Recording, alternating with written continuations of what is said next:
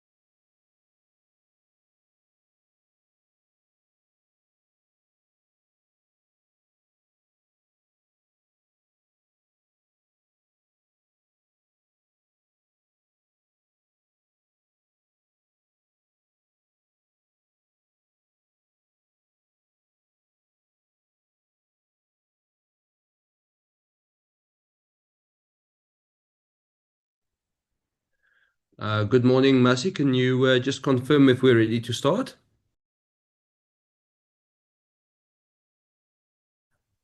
Good morning, Chairperson. Yes, we are ready. We can start, Chairperson.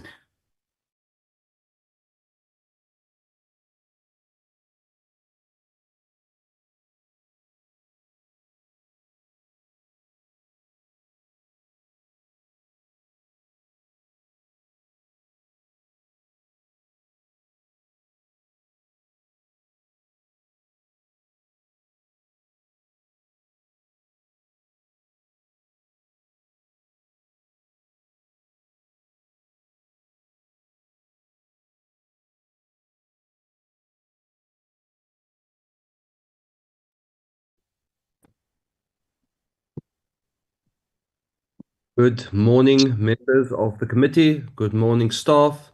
Let me take this opportunity to welcome everybody present to this committee meeting. Before we move on, Masi, the second point on the agenda is apologies. Could we please hear if there are any apologies received? Good morning to you, Chairperson, once more, and good morning to honorable members and colleagues present. We only have one apology, Chairperson. Honorable Tikana, her flight is delayed. She's actually currently boarding, so she indicated that she'll miss the meeting. For now, that is the only apology that I have, Chairperson. Thank you so much. Thank you very much. Members, is there any Sorry, Chair. other apologies to note? Sorry, Chair. I think Mercy forgot to tell you, Chair, my apology about to myself forgetting my particular at home in Acacia. So I can't see anything. I'll be only relying on the adopting and seconding only because I can't read. Thank you, Chair. Noted, Honorable Kaba. Thank you very much for notifying us. Honorable Jafta, did you want to say something as well? Yes, Chair. Good morning, Chair, everybody. Honorable members, I do have an apology for Matutu. Matutu was admitted yesterday in the hospital, so he is about to go to the theater by 10:30 today. Thank you, Chair. Thank you very much for letting us know about that, Honorable Jafta. I think it's then apt to just from the committee side maybe send him a message of well-being and that we just follow up with his progress. But we will keep him in our prayers and we hope the best. But thank you for noting that. Honorable Letlape, I think you've got your hand raised. Please go ahead. Yes, Chair. It was just to notify the Chair that I will leave the meeting early. I have another engagement at 12. So when I disappear, it won't be out of disrespect, sir. Thank you very much, Doctor. Noted as such. And we thank you. We know that you've got other committees which you juggle with this one. We thank you for being here this morning as well. Members, if there are no more apologies to note, then we can move on to my opening remarks. Honorable members, as you are aware, today's meeting, as per our approved program, we were supposed to adopt the budget vote reports for the committee. But after our meeting of the 22nd of April, the Minister of Finance has withdrawn the fiscal framework, which has impacted the entire process of drafting the budget vote reports. So Parliament has instructed all committees to await the tabling of the new budget by the Minister. Therefore, we had to rearrange the program by shifting an oversight report item to today's meeting to be considered and adopted together with the outstanding minutes. At a later stage this week, we will redraft a new program to be aligned with the revised Parliament program and share that with the committee. With those few words, let me hand over to the support staff to firstly present our draft oversight report. Members are encouraged to provide inputs, comments, and additions to the draft report on areas that are not well captured to ensure the true reflection of the oversight. And we look forward to revisiting, I think, a mostly successful oversight visit, which we had and which we hope to build on as committee. So members, from my side, very much thank you for being here. We shouldn't be too long today, and I look forward to this committee meeting. Masi, with that, I hand over to you and the team. Thank you. Thank you so much, Chairperson. Thank you so much. Yes, Chair. What will do? Chair, I raised my hand before. Apologies, Honorable Pulwani, I did not see your hand being raised, but you're most welcome to speak. Please go ahead. Thanks very much, and a very good morning, Chair, and members of the Portfolio Committee, and our officials. Chair, I'm not sure, but I think we forgot to say we must adopt the agenda. Honorable Pulwani, the point of adopting the agenda was raised previously. If I recall right, I think it was by Honorable Chapter, where we asked the Masizoya, our committee secretary, on advice, and we were advised that it is not practice to adopt the agenda at the beginning of a committee meeting, the same as we don't adopt the agenda at the beginning of a plenary or parliament sitting. And as my understanding, it is because it has been widely circulated and sent to members as such. So the practice is in all committees that the agenda as was sent out is the agenda which we use, and that we don't need to have a separate item to adopt it. But that on the day we can also decide as a committee to change that agenda. I see Honorable Langa's hand, but before I move to Honorable Langa, let me maybe just ask Honorable Pulwane if she'd like to comment on what I just said. No, Chair, if it's an agreement, I don't have a problem. But my problem would be if someone can just come with something that is not on the agenda and want the committee to debate about it. If it's like that, I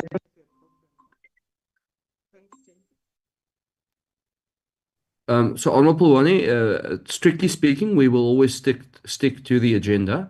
But as chairperson, I do have the discretion to decide upon a request if someone wants to, on the day, add the agenda item. But that would be very irregular and I would say a big exception to the rule. It would be within my discretion to allow it or not. Otherwise, we move with the agenda as was circulated to the members and also circulated via the parliamentary channels.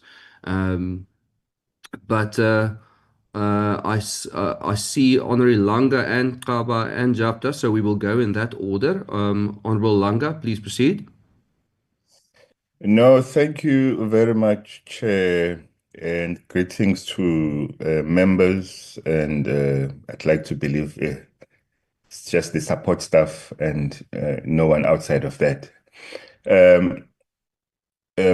Chair, mine is also to echo on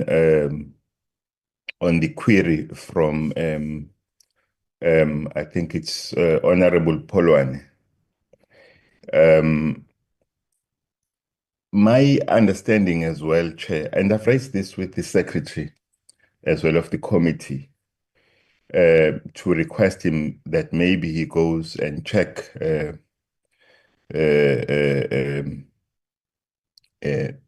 procedure per se, because this is the first committee that I have sat on whereby we don't practice the adoption of the agenda.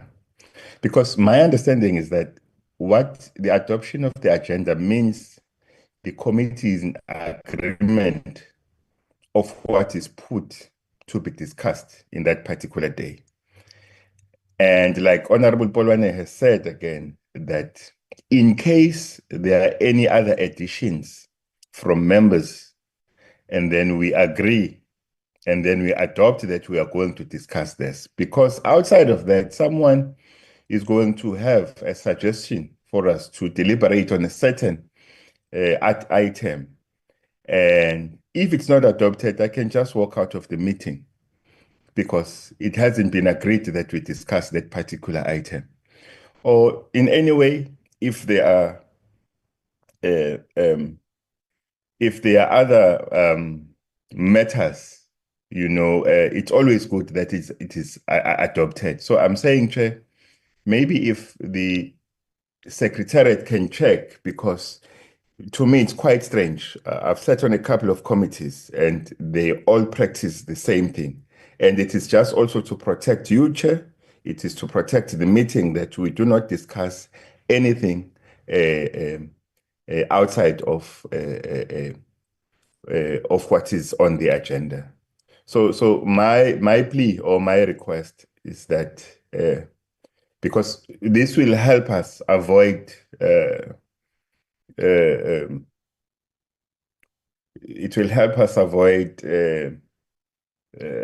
having issues in the future, if we were to follow that practice.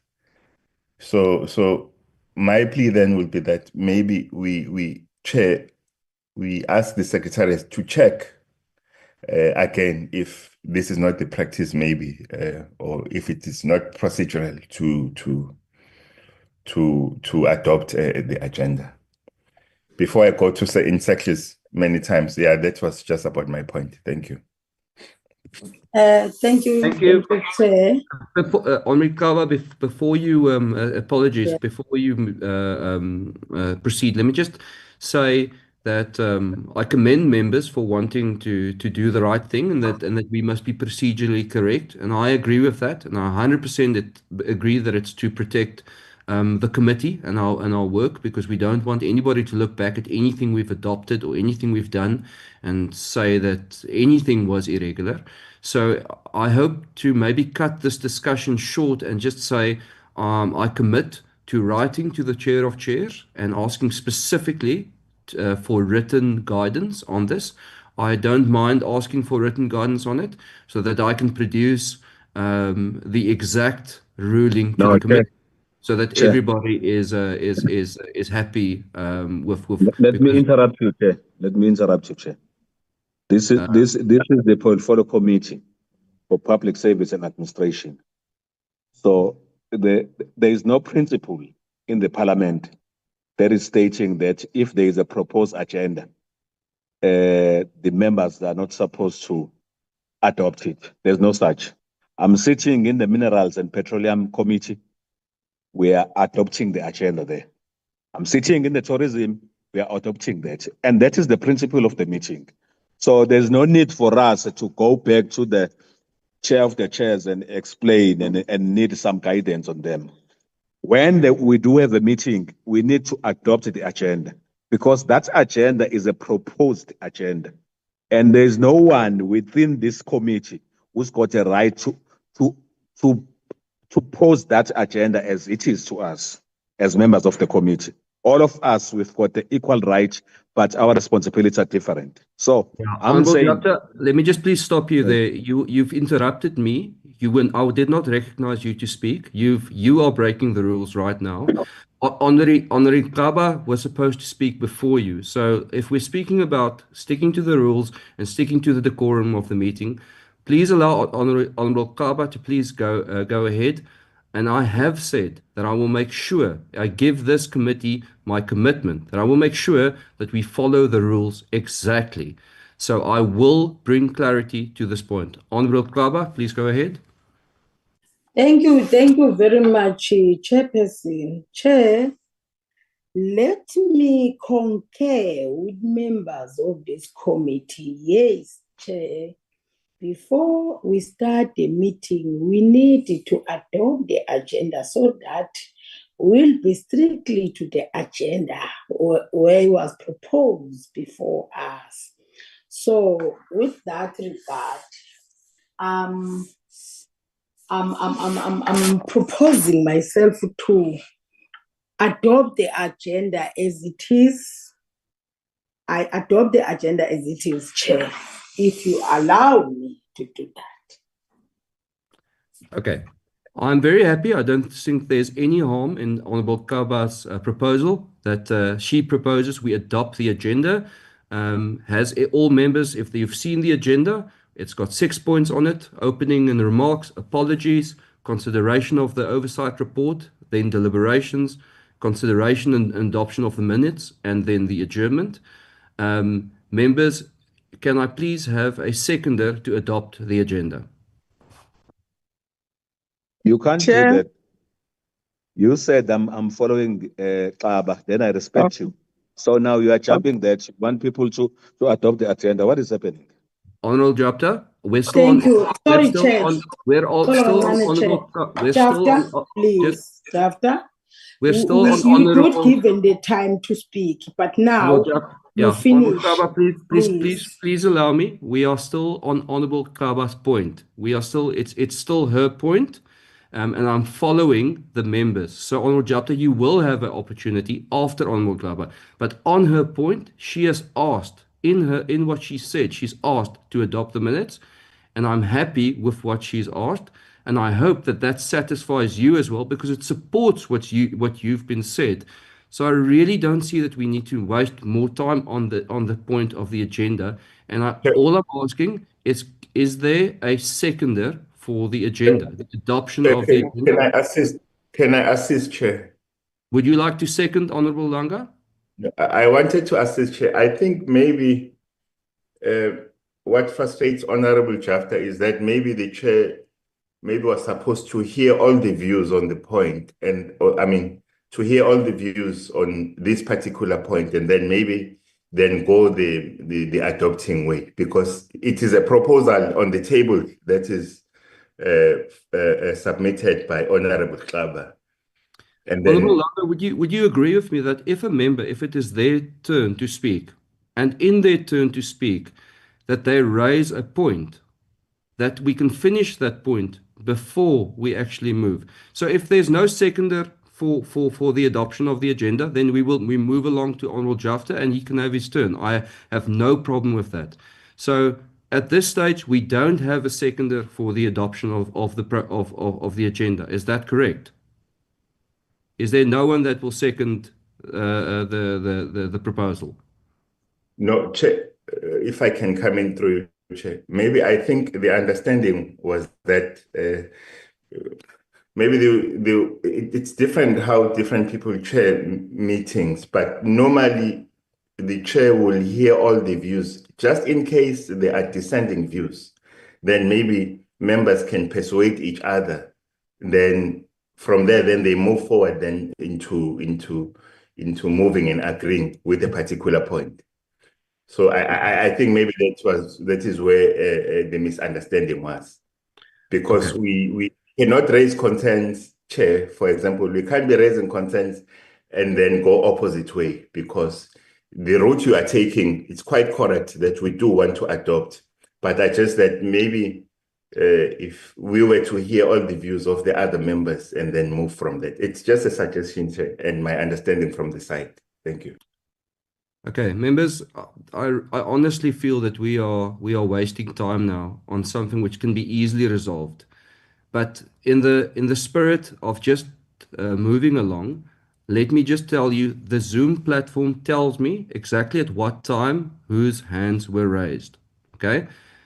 Honorable Kaba has put a proposal on the floor, so we can't move ahead with that proposal because members are first would like to speak. So I have Honorable Japta, then Honorable Potgieter, then Honorable Langa, then Honorable Ndamase, who have all raised their hands. So I will allow comments in those order. I urge members to please not waste too much time on this point. As I've said, I would love to get clarity on the adoption of the agenda. I will do that, and I'm even 100% willing to move for the adoption of this agenda in this meeting. I don't think we need to spend too much time on this. With that, Honorable Jafta, please go ahead. No, thanks. Thank you, Chair. Thanks, Honorable Langa, to assist the meeting. Because What I'm surprised with is that if there is a principle that we are not allowed to adopt the agenda. So my confusion was that if on that agenda I have something that I want to propose or amend, where am I going to get that time? But for the time constraint, I think I'm covered with Honorable Langa and Honorable Kaba. I'm covered. Let me stop there because I don't want to waste time. But I fully disagree that there is a principle that's stating that we are not supposed to adopt the agenda. Thank you. Noted. Thank you. Honorable Potgieter. Thanks, Chair. Can you hear me okay? 100%. Thank you. Just a few things. I second the adoption of the agenda, but we agreed very early on at the start of this committee that if we had recommendations to add to the agenda that we write to you, and that was the way that we decided to follow the format of this committee. But I do think that writing to the Chair of Chairs would be the best option in this scenario, because if we don't agree on the agenda, if that's the stance we're going to take, then what is the follow through from there? So I do think that it's important to get clarity on that, whether minerals or competition or whoever committees are following the right prescript is neither here nor there without a guide for us to work from. So I do think it's a good idea for you to write to them. But just to remind the committee that we did agree to this right at the beginning last year when we started. Thanks. Thank you very much, Honorable Ndamase. Morning, Chair. In the meeting, I would be saying that I'm covered because I just wanted to second the proposal by Honorable Kaba for us to adopt the agenda. And I hope we're not, and even in the next meeting, we'll be able to accommodate that so that if there is any amendment in the agenda, there must be a space to accommodate that. Thank you, Chair. Thank you very much for those comments. And I think that is all the members. Okay. So, members, I now had, after hearing everybody, included in the comments being made was a proposal by Honorable Kaba to adopt the minutes, and then also a second from Honorable Potgieter to adopt the minutes. Is there any objection from any member here that we adopt the agenda? Sorry, not the minutes, that we adopt the agenda as presented to us? Okay. So I've got no objections. So thank you, Honorable Kaba and Honorable Potgieter. The staff can note that the agenda has been adopted, and we will now follow that agenda. Thank you very much for that. Masi, the following point on the agenda is the presentation of the report, and I will give over to you to proceed. Thank you. Thank you, Chairperson. I will request Julius to take the members through. From my side, I will cover the minutes on a later stage. We've noted the comments of honorable members on the matter. I just wanted to highlight that perhaps in my checking from the rules of the National Assembly on the matter, it is very silent. And also what we normally do, Chair, like when we do a program of the committee, we submit it to the House Chair. He is the one that approves any amendments of any program of the committee. The agenda items that we're dealing with for this term are the agenda items that are noted by the House Chair and are confirmed and approved. So we never would bring any agenda item that is outside of the approved program. I thought I must just highlight that, Chair, on the matter. And then through you, I will give it to Julius, Chair. Thank you so much. Thank you very much. Julius, please proceed. Chair. I don't see a raised hand, but somebody opened their mic. Is there someone who would like to add? Honorable Langa? Yeah, Honorable Langa. No, I'm disturbed here by what has just transpired through the secretary, Chair, because as much as I appreciate, I would say his understanding, or maybe him informing us of how they understand things that they are done. I would like to believe that after the ruling by the chairperson, we need, because we've already made a ruling and in the agreement as a committee that this is going to be the direction moving forward. Now he's taking us back, because now to us it sounds like we are not sure, we don't know what we're talking about, because this is how things are supposed to go. When the matter has been resolved, temporarily been resolved and the chair has guided on how it's going then to move. And then the secretary now comes and takes us back, because to me, it disturbs me that taking us back now on telling us how he understands that things should be done. He might have put it by saying on the highlight, but the matter has been resolved at. So I thought I raised that concern, Chair. Thank you very much, Honorable Langa. I understand your concern. I think we have adopted the agenda, and everybody seems happy with that, and we're not going to reverse that decision in any way. And I think, I'm happy that the committee secretary has the the space or the freedom to at least advise us what his interpretation of the rules is. We as committee can absolutely choose whether we want to follow his advice or not. But I understand your concern. I don't think we need to be we need to that anything that the committee secretary said takes us away from the decision we've made to adopt. We have decided to adopt, and that is now so. And I will just reiterate that I will, as chairperson, make a study of the rules and consult with the chair of chairs, which is my direct line of reporting as a chairperson, so that this committee is 100% sure that we are doing the right thing in the right manner. And I really appreciate the fact that members want to do the right thing. I agree with that. So thank you for your concern. It is well noted. And I think we can now proceed with the. That's the last one, Chair. Also, even in the House, you do not see the support staff. You do not see the support staff speaking on the matters. Rather, they speak with the speaker or the deputy speaker or the chairperson or whoever is chairing the House at that particular time. They don't speak directly. So even on this case, I would like to think that this is the conversation that the chair, because the secretary works close with the chair, this is the conversation that the secretary can have with the chair. Or unless the chair has given the secretary the platform to comment on the matter, because we really need to be careful on how we tread with these things. If the chair had given him a space to breathe, because the committee is for members, then the support staff, they help guide and they help with administration purposes.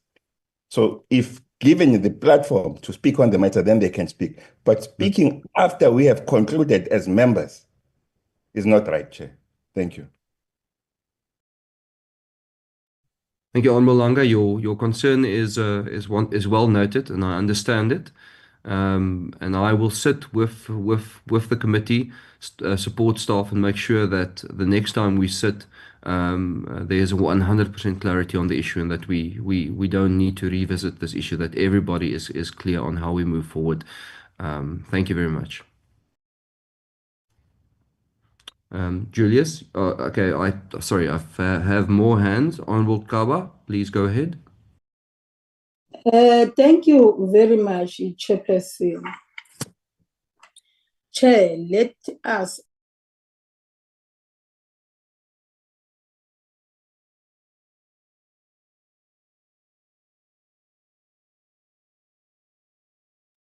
Honorable Kaba, I think you've muted yourself by mistake. We can't hear you. We don't hear you speaking. Sorry, Chairperson. My Chairperson, I was just want to say, on behalf of our secretary, our committee secretary, we are apologizing to the members for him to come and debate this issue. Seriously, the Honorable Langa, his concern is right. I think the secretary must advise the chair or the whip about what is happening, not to debate it. So, on that ways, Chair, I'm apologizing to the members on behalf of the secretary. Thank you very much. On behalf of the support staff, thank you very much. I'm apologizing to members. Thank you. Thank you, Honorable Kaba. I don't think you need to apologize for anything. But it's noted. Yeah, I think members, we really can move forward with the report. I look forward to engaging with it. Honorable, not Honorable Julius, will you please proceed? Okay, thank you, Honorable Chairperson. Good morning, honorable members and colleagues. We are presenting the report for the oversight visit. It was our first oversight visit for this committee in the 7th Parliament. The committee undertook this oversight from the 24th to the 28th of March 2025. And the report was circulated to members, I think that was last week. Yeah, and through you, Chair, and I believe that the members have gone through it. I won't just dwell paragraph by paragraph, like as we normally do. I'll just highlight per each and every paragraph or per section the critical areas and move up until the end, unless if there's any area where, through you, Chairperson, where members feel that maybe here we need to correct or improve. The members I believe that maybe it might be that approach that we normally consider when we are adopting any report before the committee, that members they can raise their hand through you, Chairperson, and then so that we just correct as going through page by page on the report up until we then deal decisively with the findings and recommendations. But I will just move from here, Chair. My honorable members and colleagues, this is a report that emanates from the oversight visit from Northwest and Gauteng Provinces. And this is the report, it's a draft report, like you said, Honorable Chairperson, that members are willing to provide inputs and additions. So I will just go through the committee. We undertook this oversight visit to 2 provinces. And the purpose of the visit was just to assess the state of provincial governance and administration in relation to these following key areas, like your service delivery improvement plans, the tuition service centers, human capital management, vacancy rates, and the disclosure framework, lifestyle and skills audit, disciplinary process, and macro-organizational government structure, and the digitization of information management system in the public service. And on the very same, our visit was also accompanied by the Public Service Commission in all 2 provinces, where the commission also presented their reports on the state of the public service in those respective provinces, which is Gauteng and Northwest. And then even the report on the qualification of senior managers and findings from recent service delivery inspections. So those are the key for the oversight. So I won't read much on the introduction, as it's just to guide us in terms of where does the Parliament get the mandate to conduct an oversight from the Constitution up until the rules books. So this is what is just highlighted, honorable members, on page 1. and even on page 2. And then with regards to the theme, we had a theme of the oversight visit, which is just to ensuring good governance through human resource management practices in the public service. Because if your members still recall that most of our focus areas are where human resource management related activities that we were overseeing throughout the 2 provinces.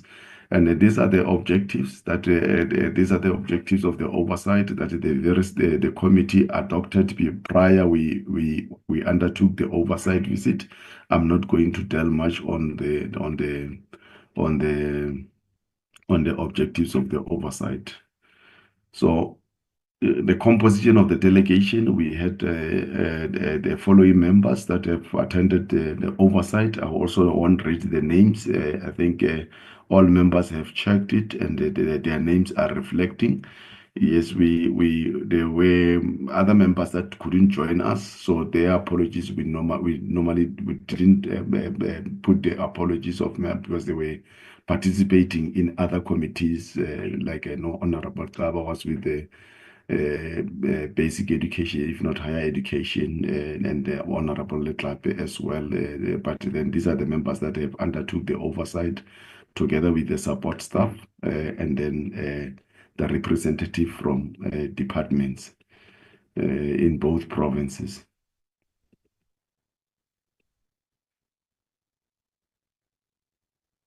Yeah, with regard to an overview, our main report starts from overview and interaction of the oversight visit. From this point number 4, which 4.1 then represented the Northwest Province. That is our first day when we met in the office of the Premier. If members still recall, the primary aim of meeting the office of the Premier was about focusing on a wide range of issues, like including the human resource management practices, the ghost employees, lifestyle and skills audit, disciplinary management, and prohibition of employee conducting business with the state, and measures to curb financial wastage and vacancy rates, and the implementation of professionalization framework, workplace safety, organizational structure, frontline monitoring services, and service delivery improvement plans, and 2-zone service centers.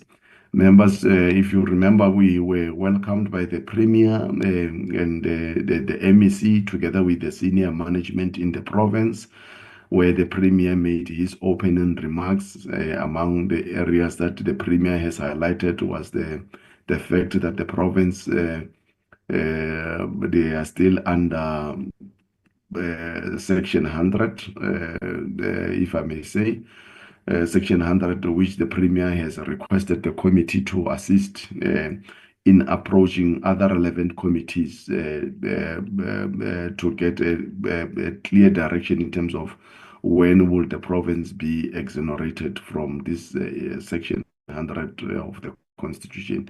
So that's one of the issues that the Premier has highlighted when he was making his opening remarks, because they believe that in the province, with this Section 100 intervention, the province is still held bent by the fact that they don't know, they cannot implement certain decisions because of, in actual fact, they're still under Section 100, and this Section 100 was implemented, as we stated in the report, that it was implemented since May 2018. When the cabinet approved that there should be a Section 100, Section 100.1 in the provincial government of Northwest. So the Premier has requested the committee that they must assist by approaching relevant committee with regard to the finalization, because they don't know the report. A report has been drafted, but so far they are not sure whether that report has been concluded or what, because it has to be tabled in Parliament. So it's one of the things that they've highlighted.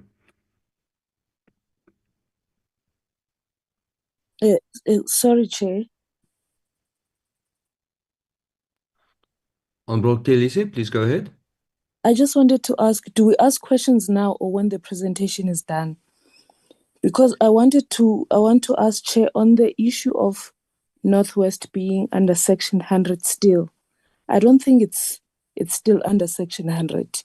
And I think I still remember in our meeting asking how they got out of that, because then their presentations were suggesting that they are doing well, even with Auditor General. So I want us to look at that, because I don't think it's still under Section 100. Thank you very much, member, for your question. I think that's my mistake. I should have maybe clarified this at the start. We will allow members' comments and deliberations and suggestions on the report at the end. And I'd like to ask members to make notes so that we deal with all of the suggestions at the end of the report. If that is suitable, Honorable Pulwane, I see your hand is raised as well. Please go ahead. No, Chair, I'll come after the presentation. Okay, thank you very much. Let's finish. Immediately after the presentation, I'll come. So, Honorable Kelisa, that's a very good question, and please write it down and make sure that it's part of your questions at the end of the report. Thank you. Please proceed, Julius.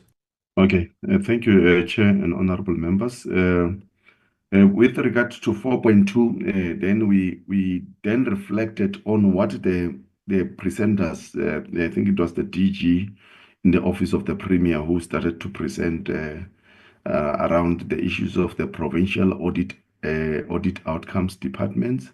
So, like they've highlighted that since the invocation of Section 100, the province has demonstrated improvements in the audit outcomes. That's what the Premier has highlighted.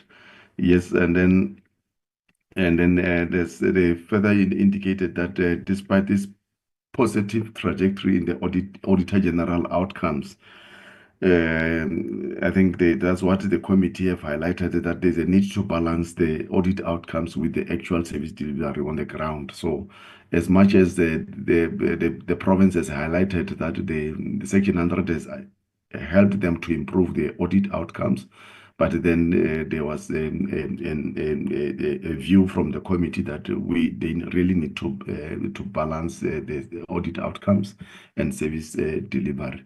So that's what came strongly out of the discussion with regard to this matter. Yeah, and then I will just look at, okay.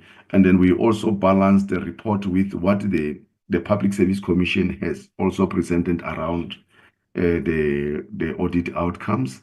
The Public Service Commission also provided a provincial snapshot, noting a pattern of steady improvement, but recommended that the efforts be intensified to eliminate repeat findings related to legislative compliance and performance objectives. If members still recalls that the province have presented first and then the PSC presentation came, so they were sort of a complementary at some point, but at the same time raising different issues. The PSC are recommending that there is that improvement with regard to the audit outcomes, but there's a need to improve on the repeat findings that the province, if you look at most of government, they are out of 12 departments, I think they seems to experience improvement, but then with the same repeat findings on legislative compliance and performance objectives. So those are some of the issues that the PSC has alluded when they were doing their presentation.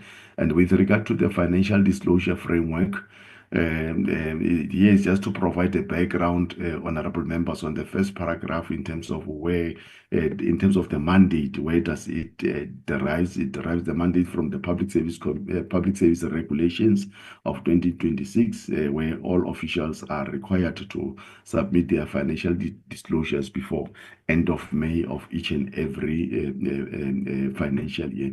So with regards to that, the province has provided, actually we have also seen another improvement with regards to the compliance with the financial disclosure. If you look on this paragraph, honorable members, it shows that there's a huge improvement from where the province is coming from 2020 up until 2023-2024. There's a huge improvement with regard to the compliance of that of the financial disclosure framework. So I'll just move to the lifestyle audit, which is 4.2.3. Again, it's just to reflect where was this mandate coming from the president in 2018 with regard to compulsory or mandatory lifestyle audit in the public service. And then again, the Minister of the Public Service and Administration approved the implementation guideline on the lifestyle audit.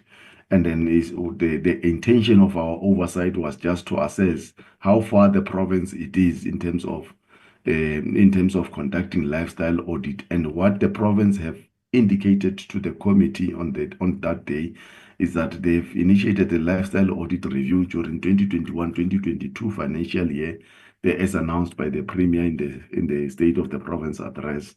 And then one of the things that we have discovered in that is that the province has conducted the lifestyle audit on heads of departments, CFOs, and the director of supply chain management across all 12 departments. So that's what the province has reported with regard to the conducting of the lifestyle audit, meaning the lifestyle audit was only for specific officials, but not for the entire, because in other government departments they conduct this lifestyle audit to all senior managers, but in the Northwest Province it was only for the specific job families that I've alluded as per their presentation. So that's all with regards to the lifestyle audit. And then with regard to the provincial disciplinary cases, again at the beginning we are just emphasizing where the disciplinary cases emanate from the Public Service Act, and it together flows to the regulations we just highlighted. And then this is the picture that the Northwest has given the committee with regard to the disciplinary cases. That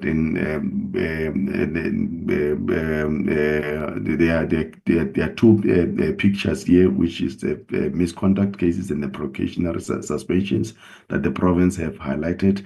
I won't deal much, Honorable Chair and Honorable Members, on the it's just the numbers that we have received.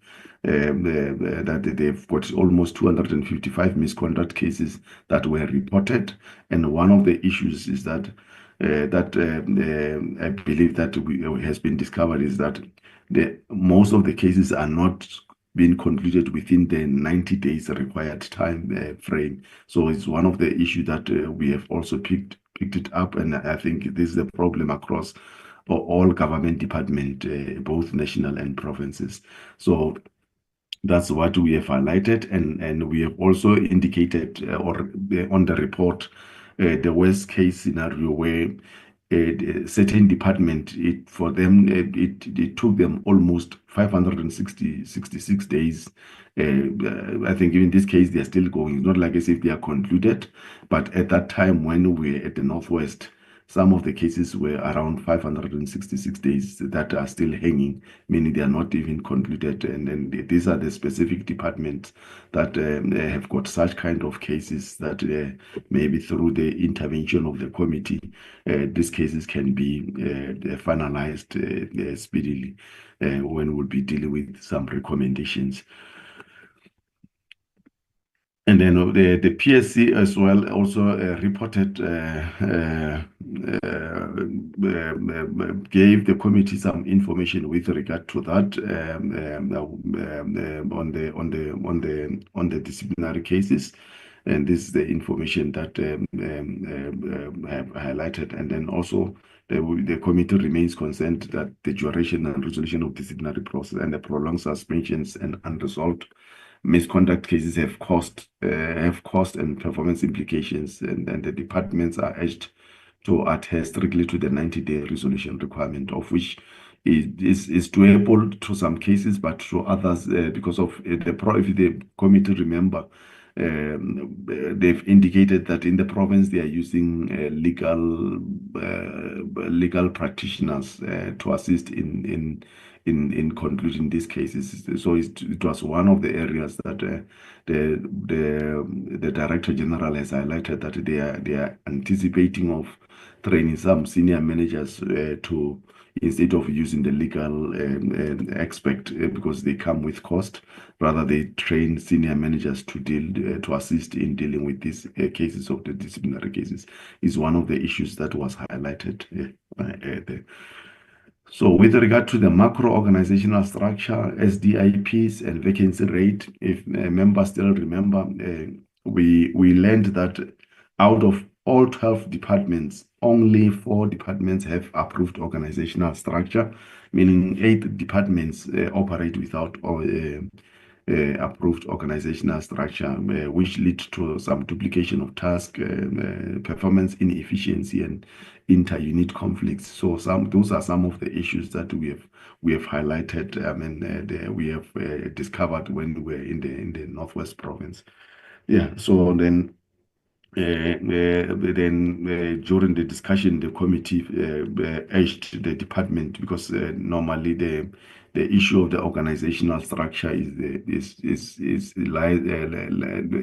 responsibility of the DPSA together with the Office of the Premier in terms of the approval of such structures.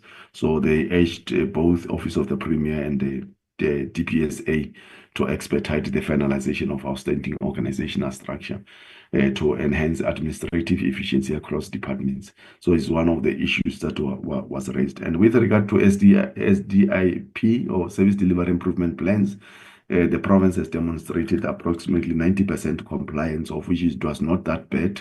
It's just only 2 departments that they have been reported that they're still going to submit their SDIP. And then the vacancy rate as well, it was not bad when you're looking at the overall vacancy rate in the province, but there were issues that were identified by the committee, that some of the department, not even to say most, some of the department, they were still having unfunded vacancies on their organizational structure, which were then regarded as a vacant post. So there was an advice that they must do away with unfunded vacancies, but then reflect the funded. And one of the things that the province have also highlighted is that they are currently busy with the PESAL system cleanup. The minute when they are done with the PESAL cleanup, they will then know what is the status quo with regard to the vacancies rate in the province. But as per their reporting, the 10%, it was purely based on the funded position, but then on their structures, they were still having some of the unfunded position on their structures, of which, in terms of the National Treasury, then unfunded position have to be removed from the organizational structure, so that people do not take such position and use them to their advantage, even if they are not funded. Yeah, so the other matter that where the committee found is that with regard to the employment equity targets, the entire province is sitting at 42% of senior management, women in senior management positions. So, and at the same time, even the province is not doing well with regard to the employment of people with disabilities or persons with disabilities. They are sitting at 0.5%, and then with youth, 25% of their staff are youth. Yeah, so some of those, these are some of the areas that the committee has highlighted. And then with regard to the skills audit, This is just to reflect on what has been done by the province. Here is just to provide the first paragraph is just to provide the background around the skills audit, and then what the province has alluded to the committees that they've conducted skills audit to two departments, which is public works and human settlement. That they've already completed on that. I think that was the process that was undertaken by the National School of Government together with the provincial departments and the national department. So in the province only, these two departments have concluded on the public works and human settlement department where they've done the skills audit for the province. So it means that other provincial departments, they haven't concluded with regard to the skills audit process. So it's just to flag that. And then with regard to the leverage of digitization to promote public service and modernization, the province has indicated that they are committed to embrace digital transformation as a means to modernize public administration and enhance service delivery in their province. And then they've also indicated that the province is actively planning a cloud migration strategy, which include transition of web application and server services to cloud-based platforms. And one of the key digitization initiatives under considerations include the automation of critical human resource functions such as performance management, leave management, e-recruitment systems, and time and attendance tracking. So these are some of the projects that the province will be undertaking with regard to digital transformation. Then with regard to the senior management service qualification, yes, this is a report that emanates from the PSC, and even the province have presented on this particular report. I will just flag the compliance in terms of how is the province doing with regard to that. They've reported that they are at 91% where the senior management services officials have got qualifications. They are qualified. I think it's just only 9%, and they've indicated that 9% is some of the officials were appointed prior 2016 public service regulations, and it was just only few. I think it was only 5 SMS officials that were appointed after 2016 without qualifications. So it's just only 5, meaning these 5 they didn't adhere or comply with the regulation. If after the regulations have emphasized that people have to be appointed with a specific qualification, I think it's NQ level 7 as per the requirement. Yeah, so that's what we have found in the Northwest. So I'll just go to the next one without yeah, with regard to the Mafikeng, this is an inspection in loco where we have visited the Mafikeng Provincial Hospital. The first paragraph is just to provide the background of the Mafikeng, or the location, and whether it's a district or what hospital, and yeah, and then yeah, where the committee started doing the walkabout in the hospital is most of the issues are covered here, where we have learned that the hospital organizational structure has been developed and formally adopted. And then the hospital employs almost 97 medical doctors, excluding interns, each seeing an average of 30 patients per day. That's what we have discovered in the hospital. Yeah, without reading each and every bullet, Honorable Chairperson, I'll just flag some of them. The Department of Home has been established on site for issuing birth certificates to newborns and streamlining administrative process for parents.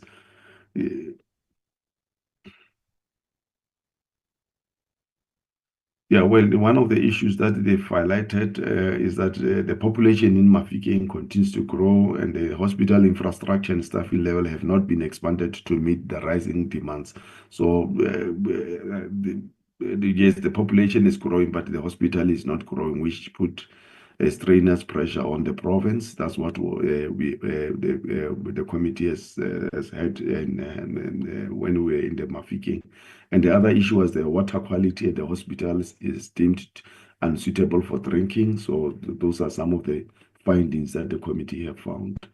And then here is just to depict dilapidated healthcare practitioners. I think it's a nursing and doctor's home where we have visited, and then the infrastructure was not in good condition. So that the committee have highlighted on it, that they need to refurbish and rebuild some of the units.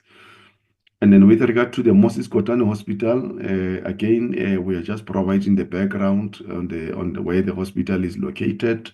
It's in Rustenburg. That's the time when we're in Rustenburg. The committee did a walkabout on the hospital, yes, and then this is some of the areas that the committee have found that there was a shortage of staff, both clinical and non-clinical, which continue to affect service delivery. And there's staff turnover mainly due to retirements and the transfer of younger professionals, and further exhibit the capacity gap here. So those are some of the issues. And then the other key issues is there was a shortage of healthcare specialists in the hospital. Yeah, so those are some of the issues. And then another key challenge is retaining young professionals. I think the retaining of young professionals in the hospital, because it seems as if that most of the young professionals, they are more interested in they are not interested in the rural area, to stay in the rural areas. But then the hospital came up with some mechanisms to ensure that at least they provide them with the accommodation so that they can be able to stay and work in the hospital. So these are some of the issues that the committee has discovered. Here is just to reflect the staff complement of the hospital in terms of the numbers, and then these are some of the key findings.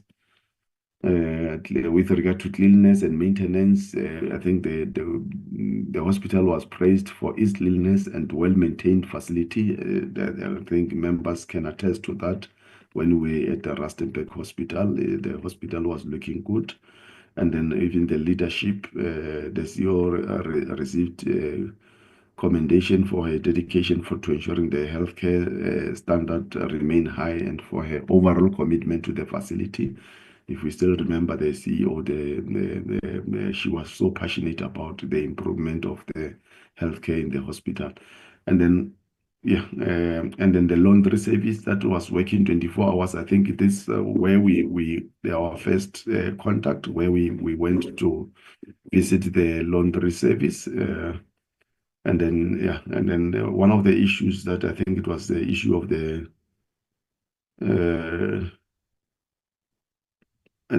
lack of the queue marshals. There were no queue marshals to assist in managing the long queues and leading to potential service inefficiency. Yeah, I think we have covered most of the areas, even the issues of the X-ray. That was, I think it was a digital X-ray that we also witnessed during our visit, and the issue of foreign national doctors. And the hospital has appointed 12 medical doctors of foreign national origin and contributing to the diverse workforce at the facility. I think that was the issue that was members checked with the hospital. And the Rustenburg Home Affairs facility, we have just provided the background there in terms of where this location is, and then we have also highlighted some of the issues that members have raised during the oversight, and even what we have heard from the officials when we had the presentation in the boardroom. So among is the shortage of staff, and then even the system downtown, and then infrastructure as well. That's what the issues that is covered. They are covered on the report. And the issue of the payment issue, I think the card-only payment method that disadvantages some clients, though the cash is accepted, but it is not promoted due to safety concern. That's what they've raised. So it's well covered, the honorable members. And then I will then move to Gauteng Province, Honorable Chair and Honorable Members, where we met with the Office of the Premier, and we were welcomed by the Premier himself, Honorable Banyasa Lusufi, alongside the MEC for Health and the Director General and the senior management. Yeah, and then I think one of the highlights that the Premier has mentioned was the issue of the lifestyle audit, where the Premier has indicated that the province has conducted the special investigating unit to conduct the lifestyle audit for the members of the Executive Council and the senior management in the province. So that's and including the supply chain management. So those are some of the issues that the Premier has highlighted in their province. And the fact that the province has reconfigured its structure, meaning the macro structure of the province, where there are 2 new additional departments that have been added in the 7th administration. So that's what the Premier has highlighted. With regard to the human resource management practices in the province, okay, I just want to check. Okay, with regard to the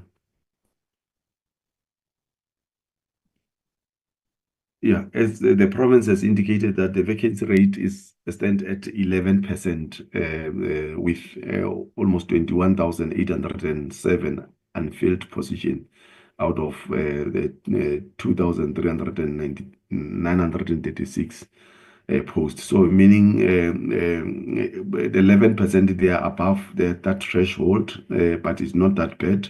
But the province has to fill some of these vacancies. So it's just to highlight what they've reported there. And then with regard to the macro organizing of governance, as I've indicated, that they've restructured and the provincial administration by adding 2 new departments in the 7th administration. So that's what they've already highlighted. And then with regards to the SMS members' qualifications, the province is sitting at 95%.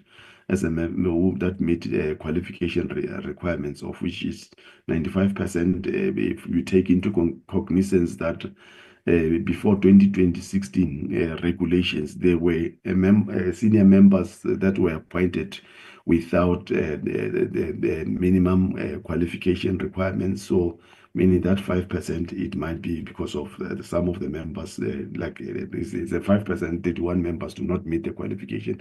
The group consists largely of individuals appointed before the 2015 Public Service Regulation. Actually, it's before the 2016 Public Service Regulation. That's what they've highlighted. And then with regard to the financial disclosure and disciplinary cases, we have just provided the background, but the province is also doing well with regard to the compliance of the financial disclosure framework.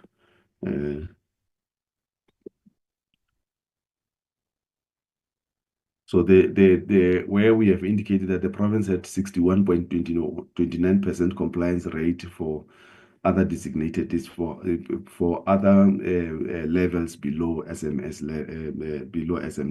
SMS level, but in general the province is doing well with regard to the financial disclosure framework at the senior management level. And then with regard to the lifestyle audit, like I've indicated, Chair, that when the Premier was making his opening remarks during our boardroom meeting, he has alluded that they've approached the special investigating unit to conduct lifestyle audit, and then he even further emphasized that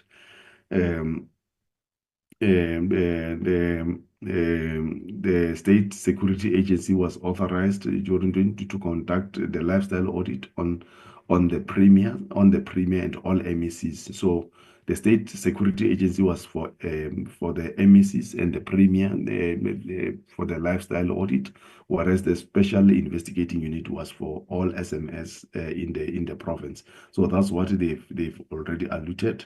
Yeah, so we have tried to capture everything then with regard to what the province have provided to the committee around the lifestyle audit.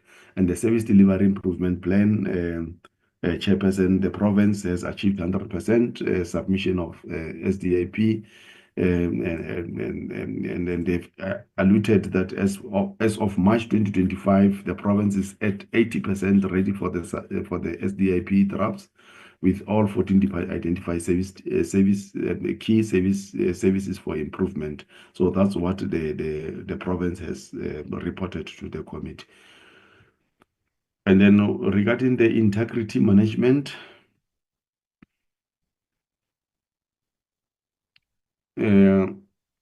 yeah, they've also reported on that a total of 1,004 employees in the province were trained in the ethics and the Batopele training awareness training program. So it's just to train more officials so that they create more awareness among government officials in the province around issues of ethics and the Batopele principles. And then with regard to our inspection in local after our boardroom meeting was at Maponya Tucson Service Center, where members interacted with the clients and then the officials in the Tucson Service Centers. I won't dwell much, but just to look at some of the key findings. Because we have arrived there a bit late, but we found there were still people inside the Maponya Tucson Service Centers. Yeah, so I think one of the issues again was the shortage of staff. In some of the departments, like Department of Labor and the Department of Home Affairs, they've indicated that. And then again, the issue of the collection of the IDs was because of the shortage of staff is get affected. And then our second day, honorable members, we then visited Kalafong Tertiary Hospital, and where then we just provided a bit of a background where Kalafong, and then the Kalafong is whatever kilometers away from Pretoria, and is assisting which areas in Tshwane. So we met with the staff, and then these are some of the key findings. We have highlighted the management instability, where the position of the CEO has been vacant for so many years, and then without being filled. And then the need for organizational restructuring. If you remember, still recall, they also have an issue of organizational structure that was not approved. Actually, they are still operating. They are at a tertiary hospital, but they are still operating as just a normal hospital rather than being a tertiary hospital. So these are some of the issues, and the critical vacancies we have been highlighted in sourced staff also, and then pharmacy system inefficiency. This is one of the issues that the members have found when they are on site, and the staff morale has also been highlighted. Yeah, so these are some of the developments that members have highlighted when we were at the Kalafong Hospital. And then with regard to the Garangua Home Affairs, members will recall that even in this Home Affairs, I think we spent most of the time at Kalafong, but when we arrived at Garangua Hospital, we only found few people at the center, but the members were able to execute their oversight function, despite there were not a lot of people in the Home Affairs center. I think it was the same issue again that the center staff have highlighted, the shortage of staff. The system, the issue of the system that is always off due to CETA and the effect. So those are some of the issues that have been highlighted. Yeah, and then the shortage of stuff like as building maintenance issue, we have covered them there. And then the issue of the provincial dispute, if members still remember that the center manager has highlighted the fact that there's a provincial dispute between the Department of Department of Public Works between Gauteng and Northwest. They don't know who to approach because the Garangua currently is under Gauteng, but then they still get services from the Department of Public Works in Northwest. So it might be these are some of the reasons that the infrastructure in that facility get affected because of they don't know actually what's happening. And then again, we also came across the issue of cash payment prohibition. And the office, they also indicated that they don't accept cash payments due to the high security risk associated with handling cash. Yeah, so because I think they've even highlighted that they sometimes got robbed, if I still recall that. So those are some of the issues that have emanated from the visit. Then with the National Anti-Corruption Hotline is the time when we are at the Public Service Commission, Honorable Chair and Honorable Members. We have just highlighted, I think, even with the issues that they have highlighted, we have also highlighted them here. The issue of inadequate budget, limit the operating model to day-to-day only, and the equipment that is outdated, that require revitalizations, and also the issue of digitization of case management. Yeah, so these are some of the issues that have been highlighted in that. So I'll just deal much with observation and key findings per each province, including maybe some national department. Chair and honorable members, I'll just read this observation and key findings quickly, and then from there, then through you, Chair, then you can open the floor for a discussion. With regard to the Northwest, the 5.1, the committee appreciates the warm welcome received from the Northwest Office of the Premier, along with the attendance of the Premier and the MEC for Health at the meeting. And the delegation included the senior management from the relevant departments. 5.2, the Premier urged Parliament to expedite the closure of the implementation of Section 100 of the Constitution in Northwest, which impacts provincial administration. According to the Premier, the province had made strides in improving governance during the 7th administration to enhance service delivery. The 2023-2024 audit outcomes are used as a measure of governance improvement. 5.3, the committee knows the improvement in audit outcomes for the provincial departments compared to previous years. However, the committee emphasized that these outcomes are meaningless to citizens if the province continues to face service delivery challenges. Audit outcomes should be linked to the delivery of quality services that improve the living standard of Northwest residents. 5.4, the province needs to address the recurring findings by the Auditor General regarding compliance with legislation and predetermined objectives. And then 5.5, the committee commends the province for achieving 100% compliance in financial disclosure submission from senior management services. And then 5.6, although lifestyle audits are a decentralized function carried out by individual departments, the province conducted centralized lifestyle audit through a provincial lifestyle review task team. And this audit used a disclosure framework for heads of departments, CFOs, and supply chain management directors.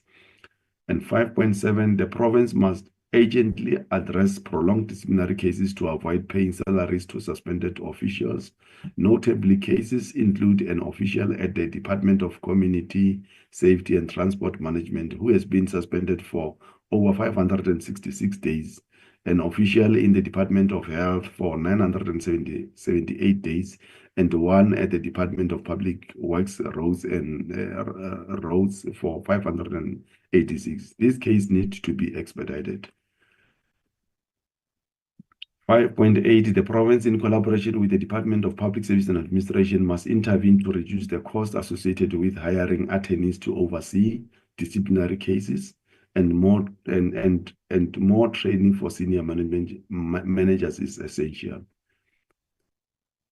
5.9, regarding gender equity, the Office of the Premier should encourage heads of departments and monitor compliance with employment equity targets, aiming for 50% female representation in senior management position and the inclusion of people with disabilities.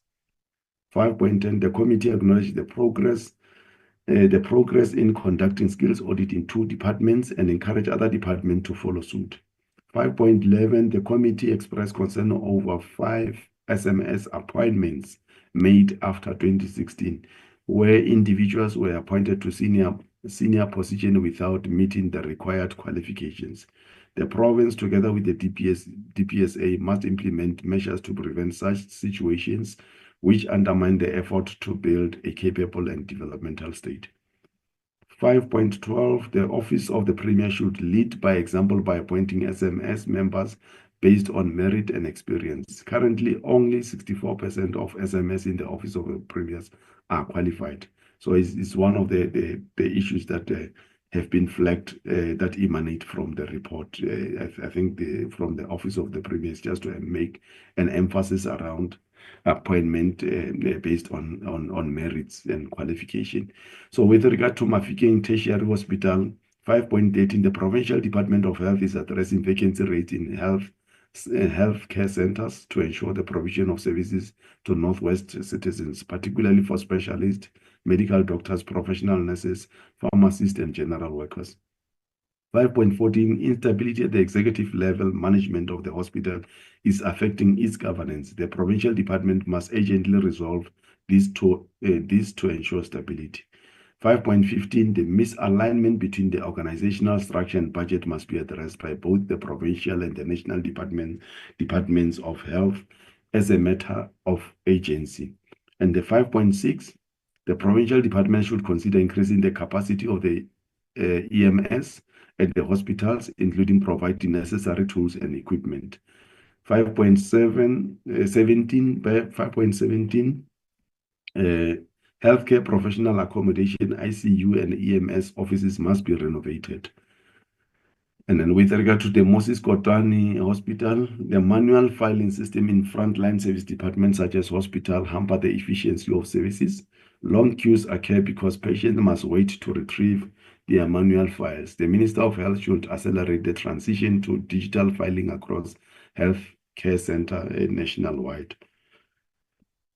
5.19, the Provincial Health Department should consider expanding ambulances services throughout healthcare facilities and explore the possibility of working with the CPSI and other relevant institutions to develop a tracking mechanism for ambulances, such as an e-hailing systems. This would help monitor ambulance movement and reduce abuse and ensure the safety of EMS officials.